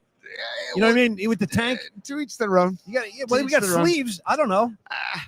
Yeah. And he's standing. You know what I mean? He's standing, wearing sleeves. And he's got like Ah. eight guys sitting in lounge chairs. I took exception to a couple of his Yeah. the Leaning Tower of Pisa here. But the guy he had on today, one of his guests was the Did you just say strongest man in the world? strongest man in the world. 6'9", 438 pounds. This gentleman. How do you determine him to be like? He has the heaviest deadlift of 1,100 pounds, and then he's the strongest Why are man we in the world. talking about this? Because they had to keep bleeping him Oh, on the show. McAfee or the No, strong guy? the strongest guy. Okay. Because he had an accent, and he might What have, kind of accent? Like what part of the world? it might have been Latvian. Oh, okay, In honor of Porzingis, by the way. We Oh, haven't even Jesus, I talked know. Porzingis. Maybe we should. We haven't even talked Porzingis. Do we dude. want to? I'm not even sure that's a good idea. The audience will jump ship. Totally. We start talking Porzingis. Totally. Danny knows what I'm talking about. Yeah. Hey, it's better than nothing. Because Kuminga, you were getting nothing. Well, you might be getting nothing with this cat. He's not on the floor I have very a often. theory. I Go was ahead. telling Dom this theory. I believe in the Curry effect, and that Porzingis is going to be excited to play with Steph, and Steph's going to sit him down and be like, "Hey, if you're coming here, I hope you're right. you better not dick around. You better not mess around if you're coming here, because then you're wasting my time. Because that's what I'm saying, you're wasting my time. So you better put in the effort, because I'm going to put in the effort. And you know what? Dude, imagine you get to leave Atlanta and go to Golden State. He's probably pretty stoked. I would think so. And then he gets to play with Steph, and he probably wasn't rushing back from injury playing in Atlanta. You are the most optimistic voice I've heard on this, and I hope you're right. I do know this. The people in Boston loved him. And that's a good sign, Right. because that's a tough basketball town to win over, and they loved him. Oh boy, we got more. Boy, this could be the last show, folks. Because we got a whole task I'm not even kidding. Dom, take my backpack and walk out. Tommy, please. we got run, go. You might even get some of this on camera. By the way, Yeah. all three of us, me, Paulie, and Dom, walking through security, fingers crossed. Like, Oh, it's a crapshoot. You know, it's like we'll see where this goes. I don't know. I may be on the air. I may not be. I might be in a holding cell. Anyway, we just saw there was like an entire task force that just what bomb sniffing dogs, drug sniffing dogs, like the tactical gear with the they're all right to my right. They're like 10 feet from us right now. totally. And my backpack, just so you guys know, full disclosure, it's on the floor. Yeah, And mine it's is too. well, yours is tucked away. Mine's out in the wide Oh, open. yours is out in the wide open. But I feel like, again, I've told Into the great wide open. I've had this long running joke with my missus, and she's always like, you better be careful with this and that and this other thing. And I'm like, nah. I'm that's still why we need our missuses, because they keep us in line. but I'm still rolling with this, and I'm saying it right now that even if I get busted and I get cuffed, my go-to excuse is it's good for the show. Yeah, it's good for the show. If you guys got it'll be a great story to tell. It's good material. Did you hear what happened to content. Paulie? They got him. They finally got Paulie. They cuffed his ass. Time for today's wellness check on Paulie. Because there were times back in the day, before such and such was legal, I would just go marching onto the plane with my freaking gummies. Phil Dawson checking in. Typical paranoid stoner. Would know to Phil. If you saw this paramilitary operation walk by, believe me, you would have been a little bit uptight too. These guys ain't playing games. And I tried to make one of them laugh. Stone face. Oh, dude. Stone face. He By was the giving way, me nothing. Yeah. It's no surprise we are sitting right under the banner for Super Bowl 16. Good eye, T. Look at that. Good eye, T. That's a good at omen. Dom, you might get Dom's of course he's getting a shot. I did get the feeling, Tony, talking to Greg Cassell, that just based on some of his facial, I got the feeling, baby, that he feels like maybe the Niner window is closing quickly. You can see it in his face. You could see it in his face. He didn't want to say it though, but you can see it in his face. He said McCaffrey's been overworked. And that Kittle, the Kittle factor. I think maybe Kittle. Maybe you start looking around. I don't want to upset. Well, you people. got Tonjes, man. You got. And by the way, with Raheem Morris coming to town, do the Niners look at like Kyle Pitts or look at the Kyle Pitts tight end for the Falcons and saying, "Hey, Kyle"? There's a lot of good tight ends around the league right now. But Kyle Pitts is one of them. Yeah, and he might want to follow Raheem to the Bay. I like that tight end with the Cardinals, McBride. I like no, McBride's not coming anywhere near the substation, dude.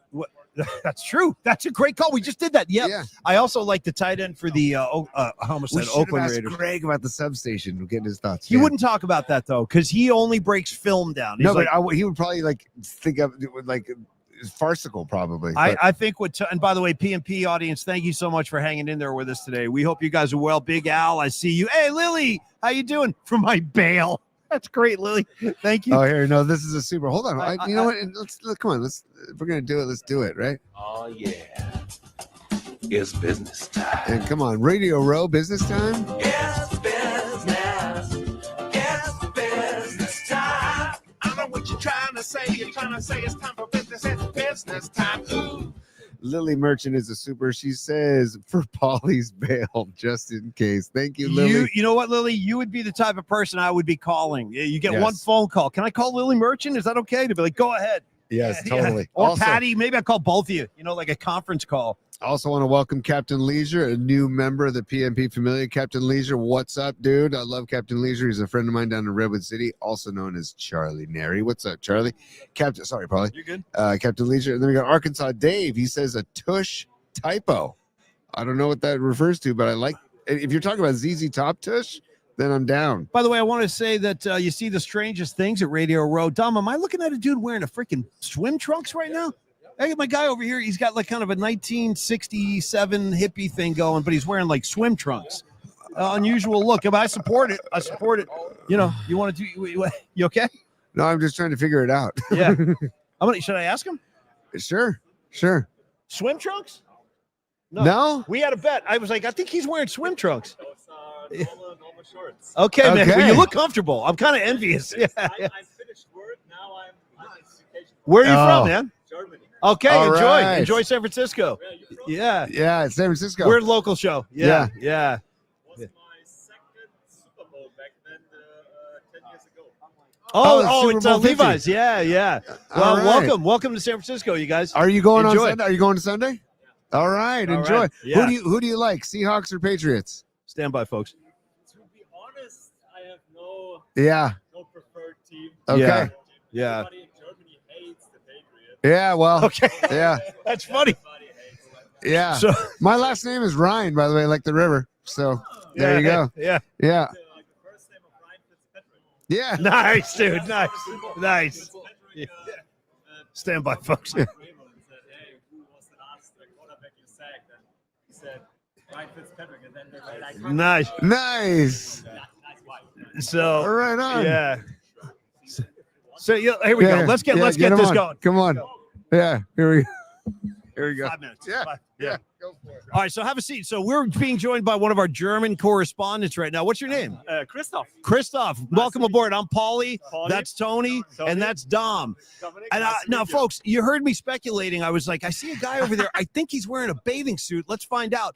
So let's get acquainted. So you're here from Germany. I am. That is my 9th Super Bowl. Really? Is it now? So how is American football received in Germany? Is it a popular sport? Yeah, it is now, of course, in Germany and in Europe especially, it's about soccer. Like from 100% of sports market and sports journalism, 80% is soccer in Germany. Now, I think back when I was a kid, and I remember watching the Winter Olympics, and the Germans used to have a hockey team too. Is hockey a popular sport still? We absolutely, Okay, absolutely. okay. We have a good team. We have Leon Draisaitl. He was MVP of the NHL. Nice. We have, Yeah. Moritz Seider, good defender. Yeah. Tim Stützle from the Ottawa Senators. So a couple of good players. Olympics are good, but it's always about soccer in Germany. Yeah. And since 10 years now, 12 years now, American football is really growing. They play games back in Germany Yeah. since like 4 years now. Well, I remember there was the Ryan Fire.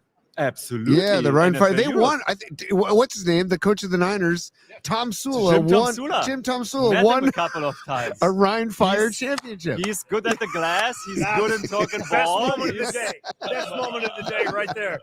That's Sula. Yeah. He was for 1 year. He was head coach with Yeah. the 49ers, right? Yes, I 1 remember. year. Yeah, I think. remember. I think he's still Unfortunately, getting yeah. paid. I think he's still getting Good paid for by the him. 49ers. This is how it works. Hey, You back wrote to a song for Tim Sula. Yeah. I did. yeah. Well, I saw. Do you know the band Rush? No. Okay, they're kind of a hard rock band. Yeah. You ever hear Today's Tom Sawyer? Today's Tom Sawyer, mean pride. You ever hear that song? Okay, no big deal. Anyway, I did a parody song for Tom Sula. More Germany questions for you. About soccer. We're gonna pepper them with questions. Let's go. You're gonna laugh when I say this, but I recently saw this great movie with Charlize Theron called Oh, yeah. Atomic Blonde. Uh-huh. Whole thing is filmed in Berlin, and I'm watching this movie, and I'm like, damn, Berlin looks like really cool.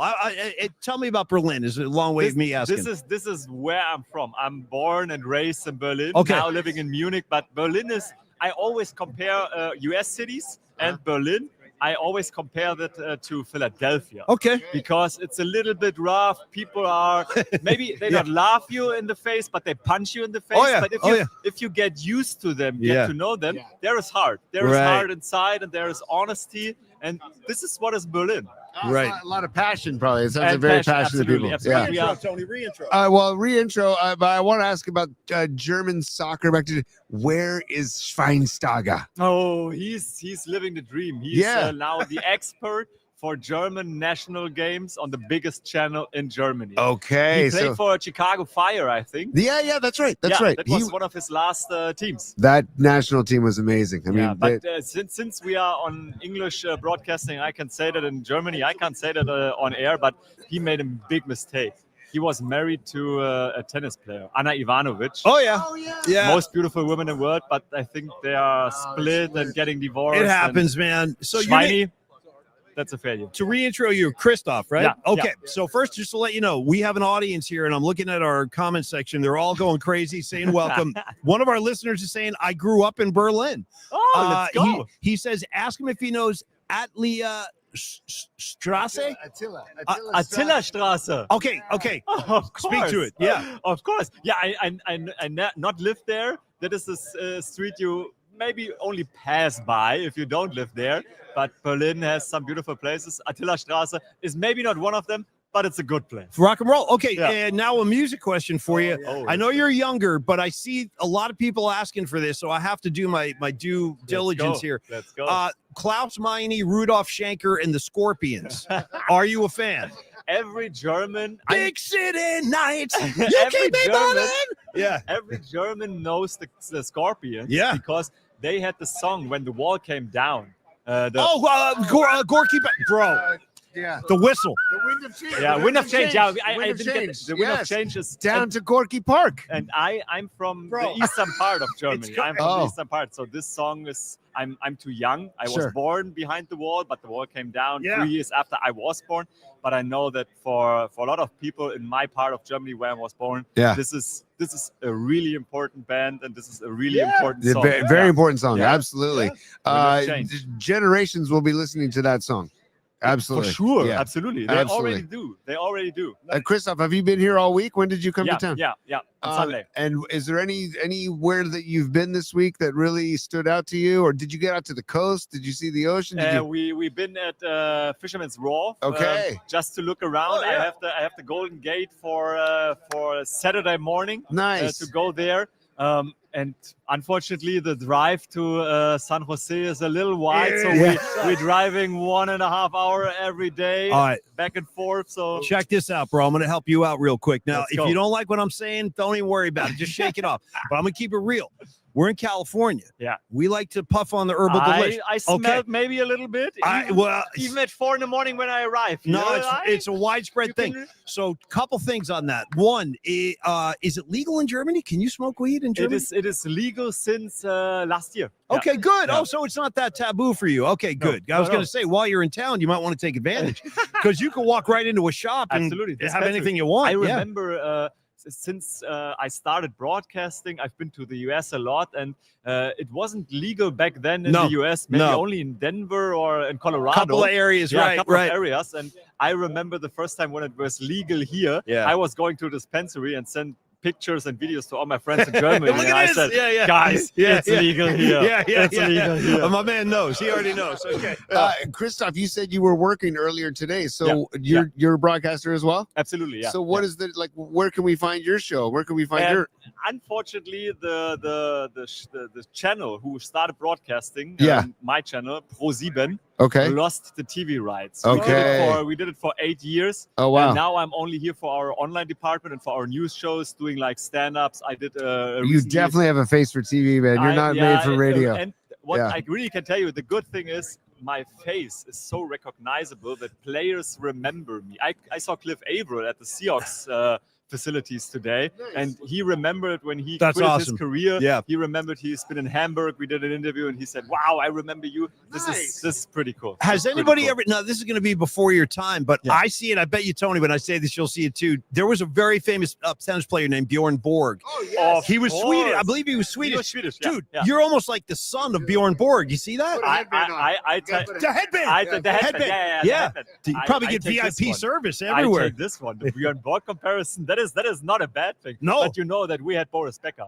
He was the yes. youngest Wimbledon winner back then. I remember Boris Becker used to get after it with John McEnroe quite a John, bit. They would be absolutely, yeah. battling, man. But Borg versus McEnroe movie Yeah. a couple of years ago. Good flick. That was a pretty good one. Yeah. I I really haven't loved seen it. that. Yeah, You yeah. It's have to. got what's his name? The kid. I'm I forgetting don't know his the name. name of the actor. The guy who plays McEnroe is a pretty famous actor. yeah, he's yeah. I'm forgetting. And what about that? So, are American bands and American film is that popular in Germany, or do you have your own set of stuff? No.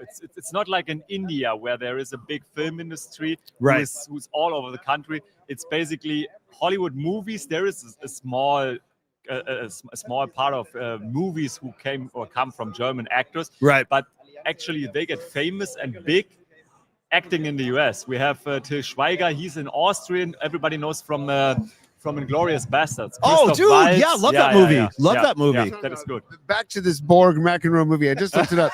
So Leo Borg Yeah. played Bjorn Borg in the movie, That's his son. Is and it? that's his son. Yeah. And he is a professional tennis player as well. I did not know this. And I did Shia not know this LaBeouf, played Shia LaBeouf Shia played LaBeouf, Shia LaBeouf. played McEnroe. Yeah, Shia. Wow, I gotta go see this flick. That was entertaining. That was fun. Yeah. Oh, I bet. I And bet. they did it in the old fashion. It looked like it was filmed back in the 80s. Yeah, That is yeah. the cool part of Yeah, that. very that cool. Was, Very cool. that was cool. So you're going to Santa Clara every day? Yeah. Wow. Bro, well, you know what? Sorry about that. Yeah. I'll tell you what we're going to do. And by the way, thanks for taking a couple of minutes, bro. Good talking to I you, man. enjoyed it. This is cool. If you're hungry, we got some great pizza behind us. Grab a slice on your way Oh, out. I Yeah, like this. they're one of I our like this. sponsors, Longbridge Pizza, San Nice. Francisco. So Nice. From if the you area. guys you're hungry, grab a slice on your way Yeah. out. And thank Nice. you guys for the time. Good Grab a talking to you, slice, brother. Dominic. Yeah, Grab a slice. yeah. Thank you for stopping. Thank you for stopping. Yeah, good talking to you, man. Thank, Thank you. you. Thank Yeah, you. and enjoy the game on Sunday, bro. Yeah, this will. I really love stadiums which are open Oh yeah, and which they have a real grass turf. me too. Because Me too. there is not many stadiums like this. And Yes. you can smell the grass when you come inside. The weather is good. Yeah. And I remember from all the Super Bowls I did, the one in San Francisco had one of the best atmospheres. You have an open booth in Yes, the stadium when you're yes. commentating it out of the stadium. And I Mhm. did it back then. That is so cool because you can feel the anxiety. You Yes. can feel the power of people in that stadium. Are you coming back for the World Cup? Unfortunately, not. Oh. We don't cover this. with our Okay, TV because channel, yeah. Germany's always good. I know. Always I good. know, You I guys know. are like spoiled rotten over there. Absolutely. You know. By the way, when you're down in Santa Clara, Yeah. Christoph, Yeah. please be careful of the substation. Oh, why? That's Tell me. right next to the field.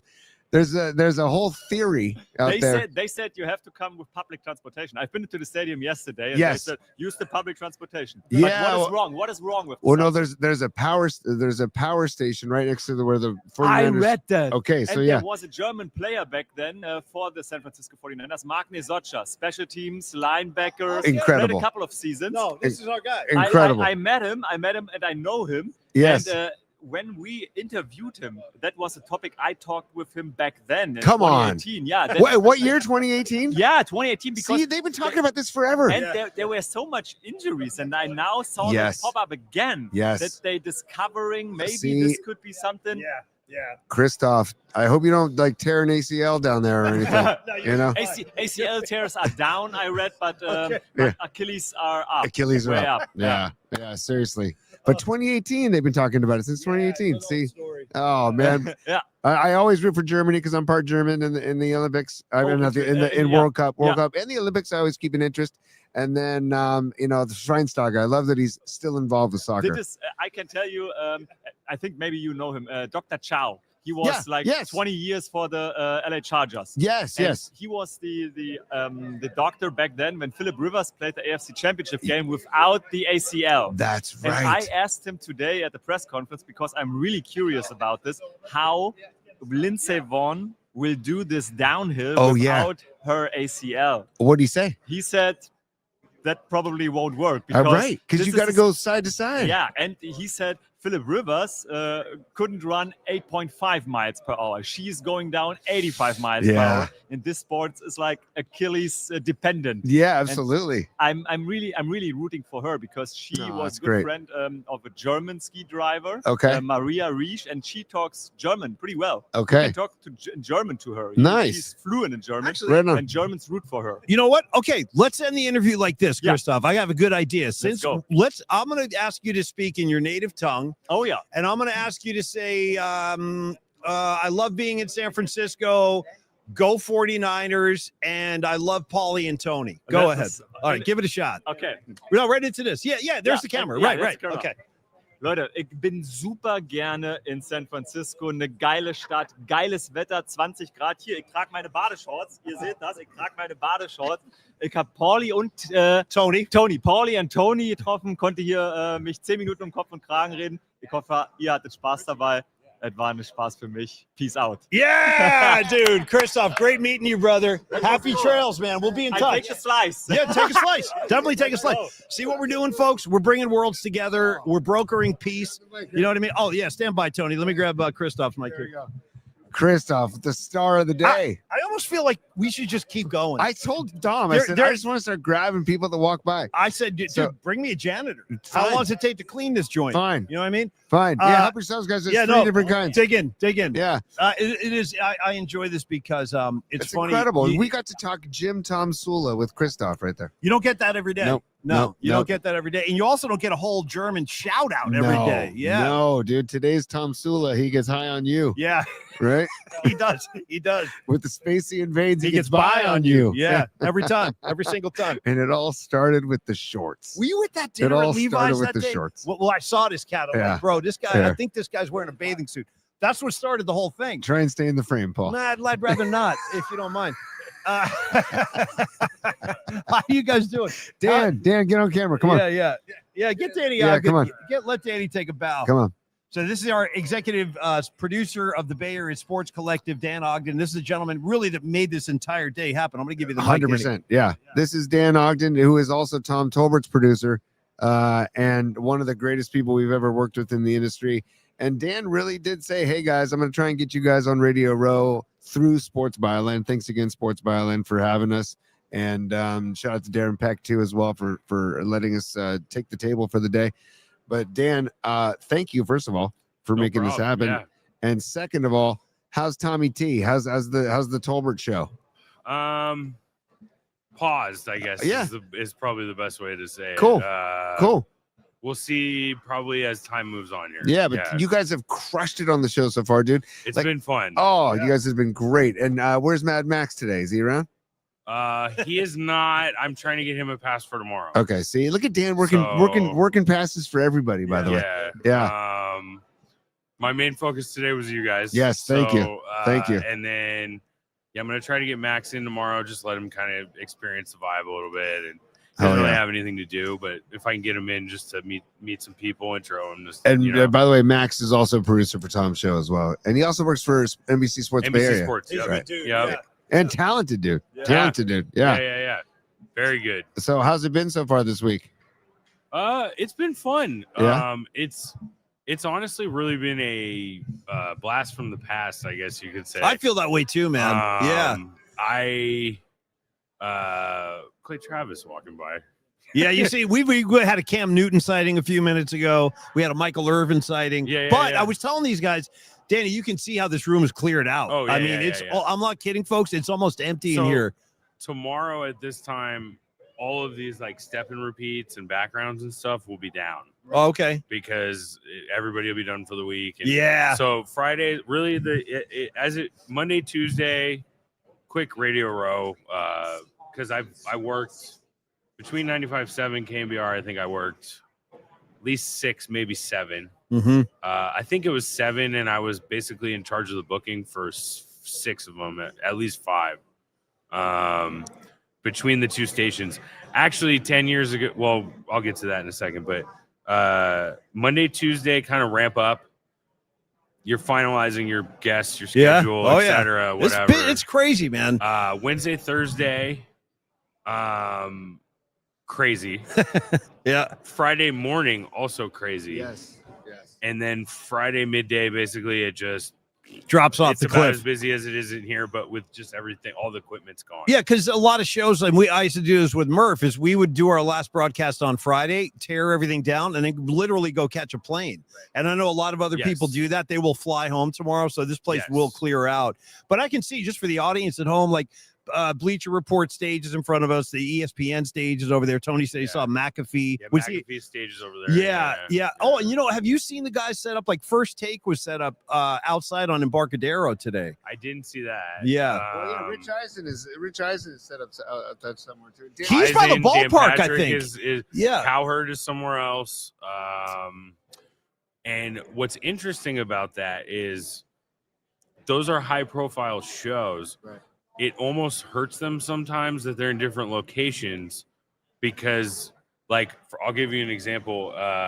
FanDuel's set up in the corner over there. Kay Adams is doing her show every morning. Yeah. She gets everybody because she's still on Radio Row. Right. McAfee's on Radio Row. Right. They get their choice of anybody they want, the bigger shows that are national, but they're still here. Right. So that's always it's just interesting to see the game. And I've kind of helped a little bit this week, and I know some people still, so I'm kind of, I got random name. I don't even remember his last name. Ted Karras. Ted, I think that whatever. Lineman for the Bengals. He was on the Patriots for 2 years. Okay. Won two titles. Nice. I knew the lady that was walking around with him, and I just said, "Hey, can we get him for like 5 minutes?" And he popped on. That's how Which- it works. Yeah. That doesn't happen as much as it used to. Yeah. It does. It did prior years. Yeah. But, and I know you've been on the receiving end of some of my booking prowess. Oh yeah, totally. Miami, I think, was top notch. That was, what's so funny you bring that up, man. So I must have done this at least 10 times, probably 10, 12 times we did this. And that might have been my favorite of all time. Although that one in New Orleans, when the Niners played the Ravens in 2013, whatever that was a lot because New Orleans is fun. But Miami, we loved it down there. I had never been there before, and I really enjoyed it. How was your experience in Miami? It was great, but you know what? For me, everything was always measured just because it was like my job was running the table, right? So in my head, my job, I was always satisfied or dissatisfied by the guests that we got on the show. Right. And Miami was extremely satisfying. It's funny, it ended up being my last one. Running the table. I mean, there weren't any for a few years, obviously, and then obviously my unceremonious exit from KMBR. Join the club, we bro. don't need it. Yeah, that makes all of us. Yeah, it's not ceremonious at all. No. So Dan's no good, so let's get rid of him. You got to get rid of him. him. Let's get rid of Dan. Let's get rid of Yes. Kenny Wardell. You met in sales. Tony, Paulie, Tom Tolbert, John Lund. Let's get rid of them all. Well, you know what I say about Tolbert. What's he ever done? You know what I mean? Yeah, why right. should we keep him? Yeah. So that one was specifically satisfying because I'll just give an example, right? So a lot goes into booking for that week. Oh, I'm reaching out. I'm talking like I probably have about 20 guests for the week booked by December. Wow. Then as you get closer, you probably about 30, 40 maybe going into the week. Then you show up on Monday and you try to everything going okay? I over just there, did. guys? I pressed something I shouldn't have. Sorry. We're good. We're good, Danny. Keep going. Always pressing buttons. I know. You never know I what's gonna shouldn't, and happen I when shouldn't be doing that happens. at all. Yeah. So, anyways, you get there, and so I have a good friend, and I by friend I mean we hung out outside of this setting. Yeah. He does basically all the booking for NFL Network, for the NFL Network talent. His name is Andrew Howard, great guy. I thought, yeah. And so every week I would text him, or every year on the Super Bowl week, I'd text him. I'd be like, hey, when can I meet up with you? Whatever. We'd sit down on Monday and he'd have his list of all the guys and what times they were available. Yeah. We'd go through and he'd be like, okay, rap sheet. He's available 1 to 2 Thursday. What time works for you, et cetera, right? But every year it would be like rap sheet. You know, we get good guys like rap sheet, Burleson, Joe Thomas, but then it would be like LT and he'd be like, I can't give you LT, sorry. You know, like, so we'd have really good names, but I would never get LT or McGinnis or Dion, like all their big names. It's hard. It's hard getting guys like that. And well, because we're not national. So And they're supposed to everybody go on wants them. national, Like they're under of course. constant demand. And Yeah. basically the way it works from the PR side is if you can get your guy on a national show, that's the most exposure. Then it goes to market size after that. So then it would be New York, Yeah. LA, LA, you know, Chicago. exactly. Yeah. You know, when the Bay Area Sports Collective goes national, we'll be fine.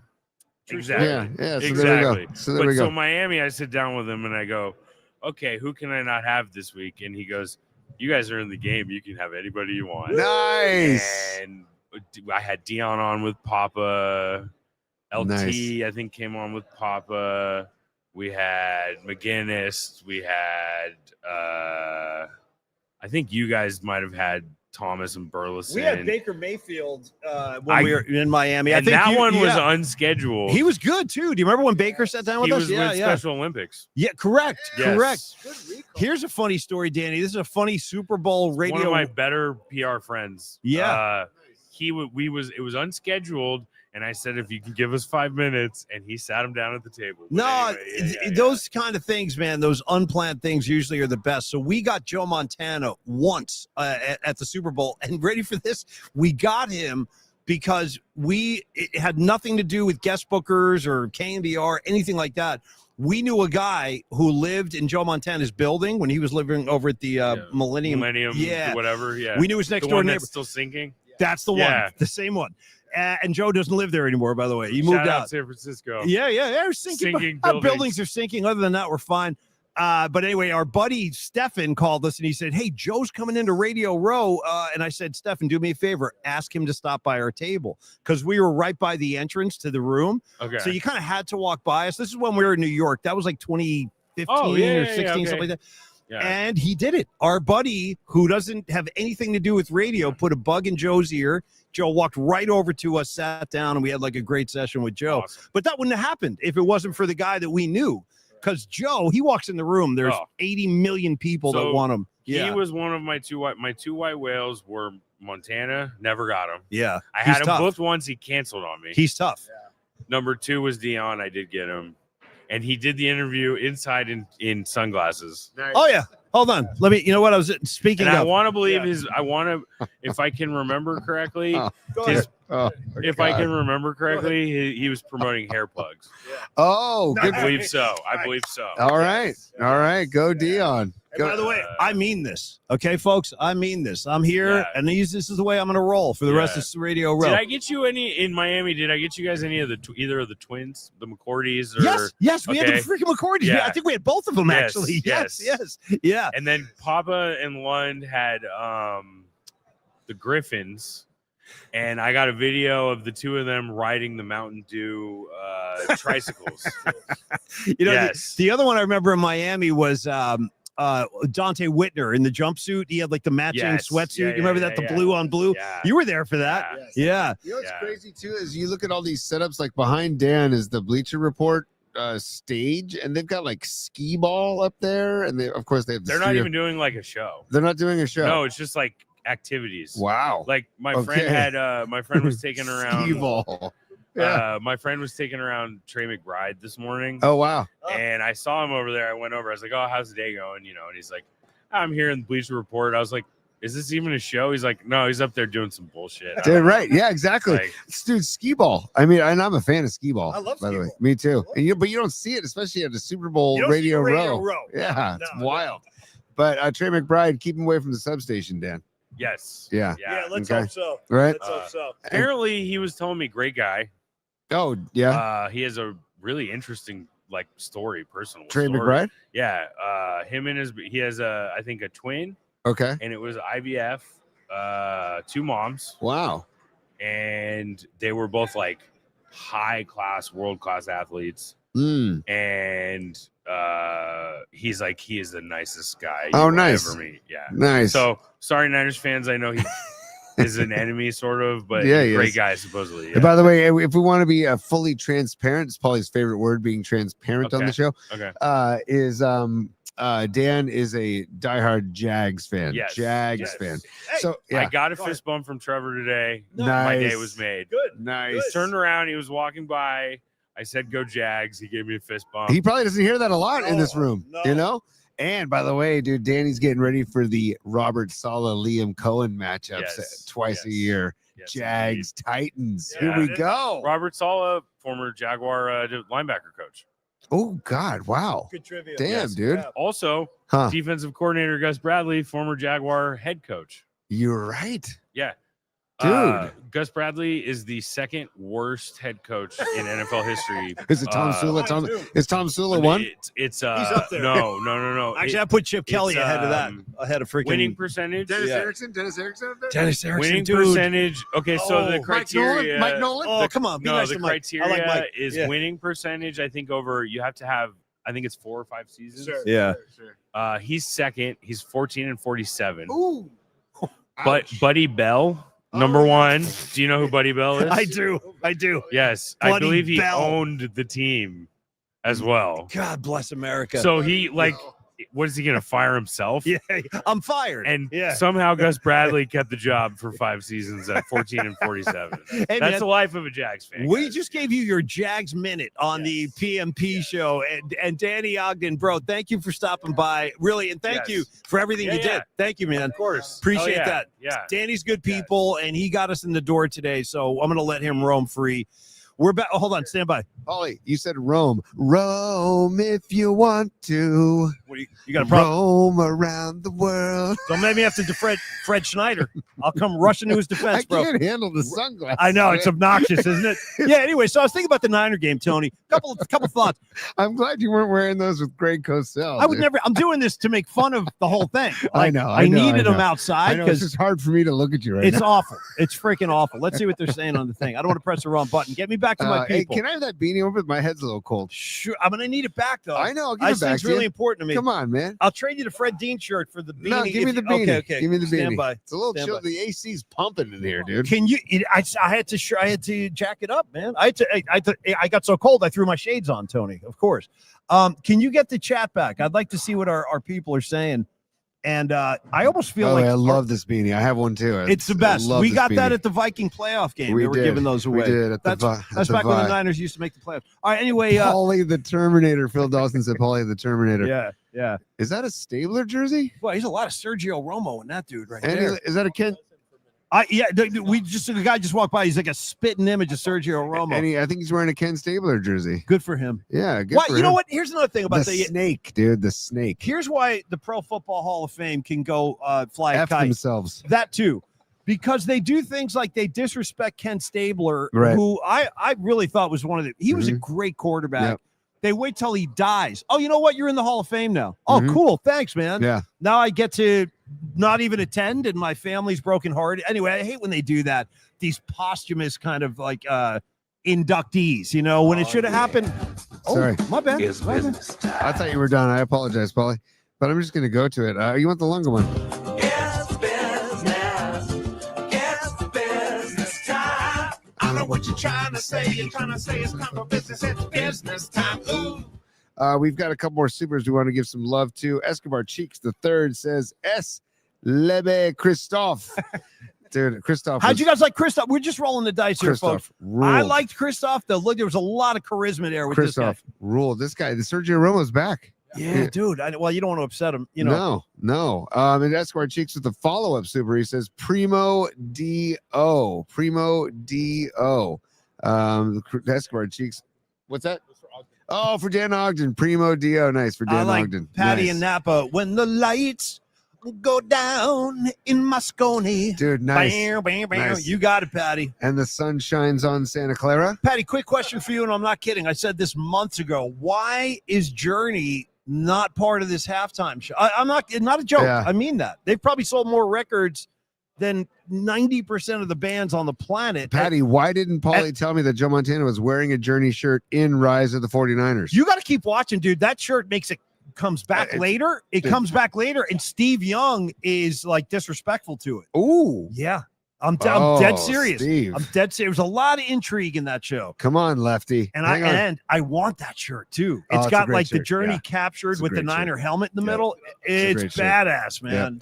And then another super. Here we go. We've got one more super. We have got Pine Needle checking in. Hope you're doing well after the urgent care, brother. He says, fantastic. Christoph needs to be a weekly. That's why I wanted to get his info. We got it. You we his got info? it. Yes. We got his info. Christoph needs to be on the show. He'll You're be right. back. Pine He'll be Needle, back. You are on it, Pine Needle. He dove in like he's known us for years. Yes. He had Yes. no hesitation. That Yes. guy, And you dude, know? just the the like, vibe. Yeah. Yes, my name is But very like makes me want to go travel, makes me want to go visit Europe now. Yeah. Glouten, Globen. You know what I mean? All Yeah. right. Yeah. And so breaking down Gorky Park with him. Dude, down to Gorky Park. He's like, the one with the whistles. He I'm like, started whistling. I know he did. I'm like, bro, I know it. I know it. started Yeah. You know who's big on that? Pecan. Pecan used to come out of breaks with the whistle. You just hear that after the break. Yeah, Dude, the and winds whistle. have changed. The winds have changed, man. Down to give me that Gorky Park. You did that well. Down to Gorky Park. Nice, dude. That's nice. A good Klaus. Listening to the wind. I just want to be in a band someday when I can be like, have you guys met my singer Klaus? Dude, like, how about Klaus? Could we possibly cover Winds of Change on March 20th? I don't know, man. I don't know. Dude, start with the whistle. Winds of change. Right? You do the whistle. Yeah, you whistle. I'll play the guitar. It's hard to whistle. I'm not getting involved with that one. You can't whistle when you're laughing. Hey, they're interviewing this guy behind us. I wonder, should we pull him over? Who's this guy? Oh, Who's he's this walking guy? through. Oh, yeah. Hey, folks, I think we are going to have to wrap soon, and I'm going to tell you why. Again, this is because of where we are located in San Francisco. We're at the Moscone Center. Yep. Pardon me. No exaggeration. So we're on 3rd and Howard. I parked on 10th and Folsom. Yep. So I got to get my A back up there, but then we got to cut across town to get to Canizaro. It's going to take some time because we're meeting Canizaro for dinner tonight, folks. And I know Mark, he's at the Palace of Fine Arts right now, I'm sure. I don't know about that. I don't think he is. He's looking. No, he's over there looking for Killers tickets. He's not covering the. I talked to Mark today. He was down covering the Seahawk practice, and then that's the other thing. It's not convenient for like to cover. Well, Christoph said he's been going to Santa Clara every day. Again, San Francisco, we need to bring the Niners back home. By the way, I got to give some love. I forget the reporter's name, but somebody from SF Gate had a map of the Bay Area on day 1 of Media Row, or day 2, and she was walking around to Seahawks players and asking them to point out where they thought Levi's Stadium was on the map, and it was hilarious. It bums me out though. It was, you know what I mean? But it was just funny. Bums me out. It was funny. Dude, one guy pointed up into like middle of Marin. He's like, yeah. I just realized. Sorry, Tony, to stop your story, but I just realized. I think that's Bill Simmons over there. Bill Simmons broadcasting right there. Where? I like to break Bill Simmons balls. Yeah. I'm at the ring, Tony. Hey, I got to give Bill Simmons all the love in the world. I'm not. Dude, he did the Yacht Rock documentary. Yacht Rock documentary. Yeah, I think he's maybe a little too in love with himself, though, for my taste at times. Well, he's very, very fanciful of himself, which is kind of a turnoff. Maybe he listens to "I'm Too Sexy" while he's in the shower. Well, that's a positive. Right. If that's something we could rally around together. I'm too sexy. Little right said Fred with my shirt. Yeah. So I'd say final few minutes here. I do want to thank our sponsors one more time because and folks, just so you know, it's not like you're getting cheated out of anything. There's nobody here. There's nobody here. Hey, Dom, can you take that camera off and show people how it's kind of barren? Big city. Sure. Big city nights. Show them the Bleacher Report skee ball stage we were talking about. And, can you please show them my ginger up there on the banner? Sam Darnold. While you're doing that, I want to thank Carlos. I'll pull that back up here. Carlos De La Fuente, yes, of course. Carlos De La Fuente at Flex Funding. Thank you, brother, for all you do. All of your financial needs can be addressed with Carlos. Private money loans, mortgage loans. It's your money. Make sure you do the right things with it and make sure you have the right guidance. Talk to Carlos De La Fuente, 925-250-4894. Of course, Los D is always on call via text. That's kind of an oxymoron, on call via text. But anyway, you can email him. How's that sound? He's always available. Thank you, bro. Yes. Carlos at myflixnow.com. Carlos, we love you. We'll see you soon. Another man I love. I'll tell you what, I'm going to have a night out on the town with this gentleman tomorrow, Tom Stack. Yeah. Give it up for Tom Stack and Coldwell Banker Realty. Tom and I are going to go out and see Dark Star Orchestra tomorrow. Any of you hippie types going to be over there, do let me know. We'll be on the air our normal time tomorrow, 12 noon. We'll do a show. But after that, I'm driving over to the Oakland Fox Theater to hang with Tom. When Tom's not at Dead shows, he is a broker. He works for Coldwell Banker Realty. Tom has over 20 years in the biz, real people guy, loves talking to people, loves helping people. And he is like an old school San Franciscan with a heart of gold, really likes to help people. He's an SI product like Tony and like Bonnie and Matt Young's son. We got a lot of SI Wildcats. I've told Tony this in the past too. It's a true story. When I was a little kid, going to junior high in San Francisco, I remember my mom and dad having a conversation. They did not want me to go to the public schools in the city because back then there were like kids getting shot and stabbed, like in Washington High School and stuff like that. So my dad was like, no, he's going to SI. My dad's like, he'll go to SI when he goes to high school. And then we moved, so it didn't happen. But I would have been there if You I could have been a stayed. Wildcat, buddy. I am. So that's my You're point. a Wildcat at heart. I agree. Yeah, I agree. So, and shout out Goldie Hawn and the head coach of Wildcats. Wildcats. Football. Also, Tony. My name's Tremaine. I'm an Ebony lover. I get my kicks when I'm under the cover. Is that it's Wesley? The Sporter Kings. Yeah. Better than diamond rings, right?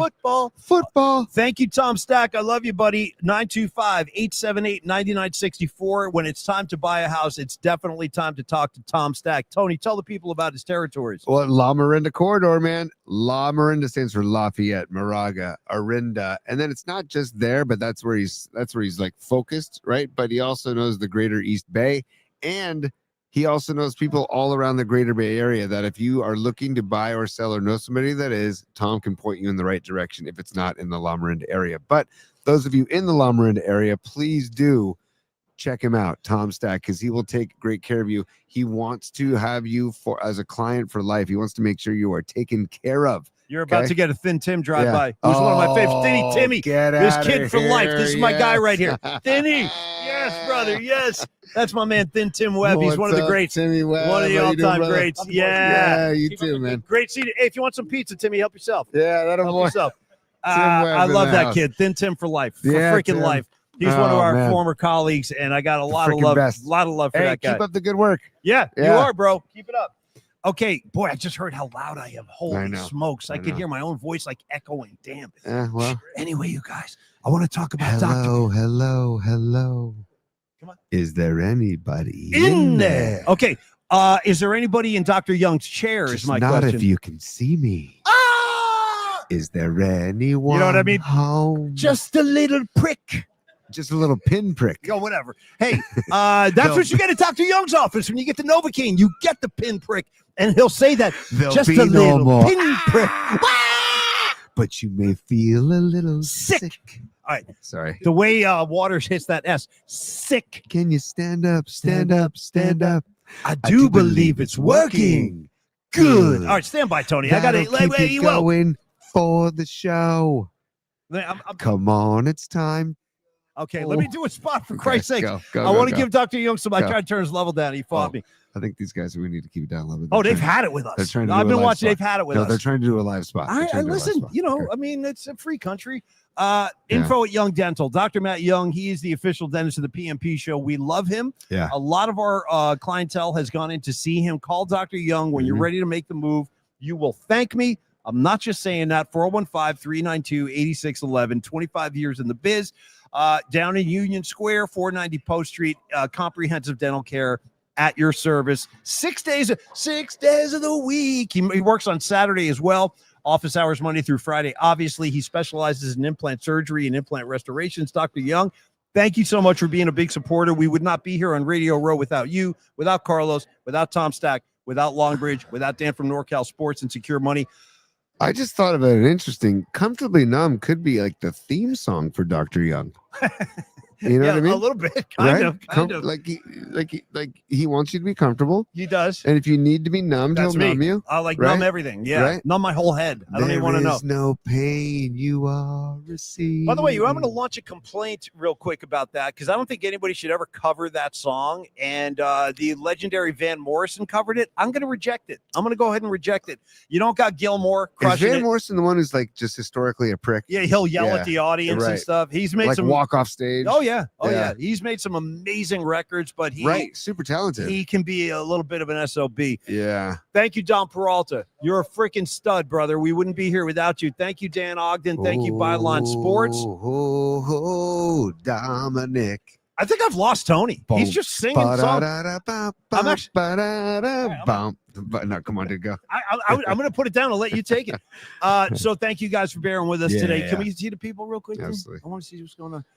Here we go, Where right are here. all of y'all? Boom, boom, boom. Okay, there we go. Rags in New Jersey. You're still with us, bro. Thank you. Hey, Rags, we I don't know if you saw, but earlier we saw Michael Irvin. We gave him a shout out, buddy. Patty from Napa asked a very important question. Is Tony stoned? No. I've asked that question on the show before, too. No. Patty, there's been a couple of nights. I'm like, Tony, did you? I take that as a compliment. I really do, but I'm not. But who knows what's going to happen in the near future. I see the globe right there. All right, go. I just got to folks. I just got to get out. I got to get past the dogs, What dogs? the sniffing dogs. No, I think we're clean. We Okay. would have been pinched. Oh, there's an officer right there. I know. Let's not draw any attention. Let's Okay. keep it low key. All right. Because the thing is, Yeah. if they did rifle through my pack, anything's possible. Oh. Truly, anything's possible. And I'd rather avoid that because we got to meet Ken Azaro. So, guys, thank you so much for joining us today. Thanks for supporting the show, and thanks for bearing with us. It took us a while Seriously, yeah. to get hooked up today. I think they are coming for. Here we go. I'm telling you. I see they're coming right at us. You think I'm kidding? We got officers beelining for us. I don't know what's going on, but I'm starting to get nervous. Maybe it's a good time to sign off. Thank you, Dom. Thank you, Dan. Thank you, Tony. And thank all of you in the PNP audience. Hope you enjoyed Radio Row. More Bay Area Sports Collective broadcasting tomorrow at high noon. You're good, Tony. And also, we had Greg Cosell on earlier. Thank the you, show, Greg. And Yes. thank you to Greg Cosell. And if you missed it, please go back and check it out on YouTube at Polymax Particles.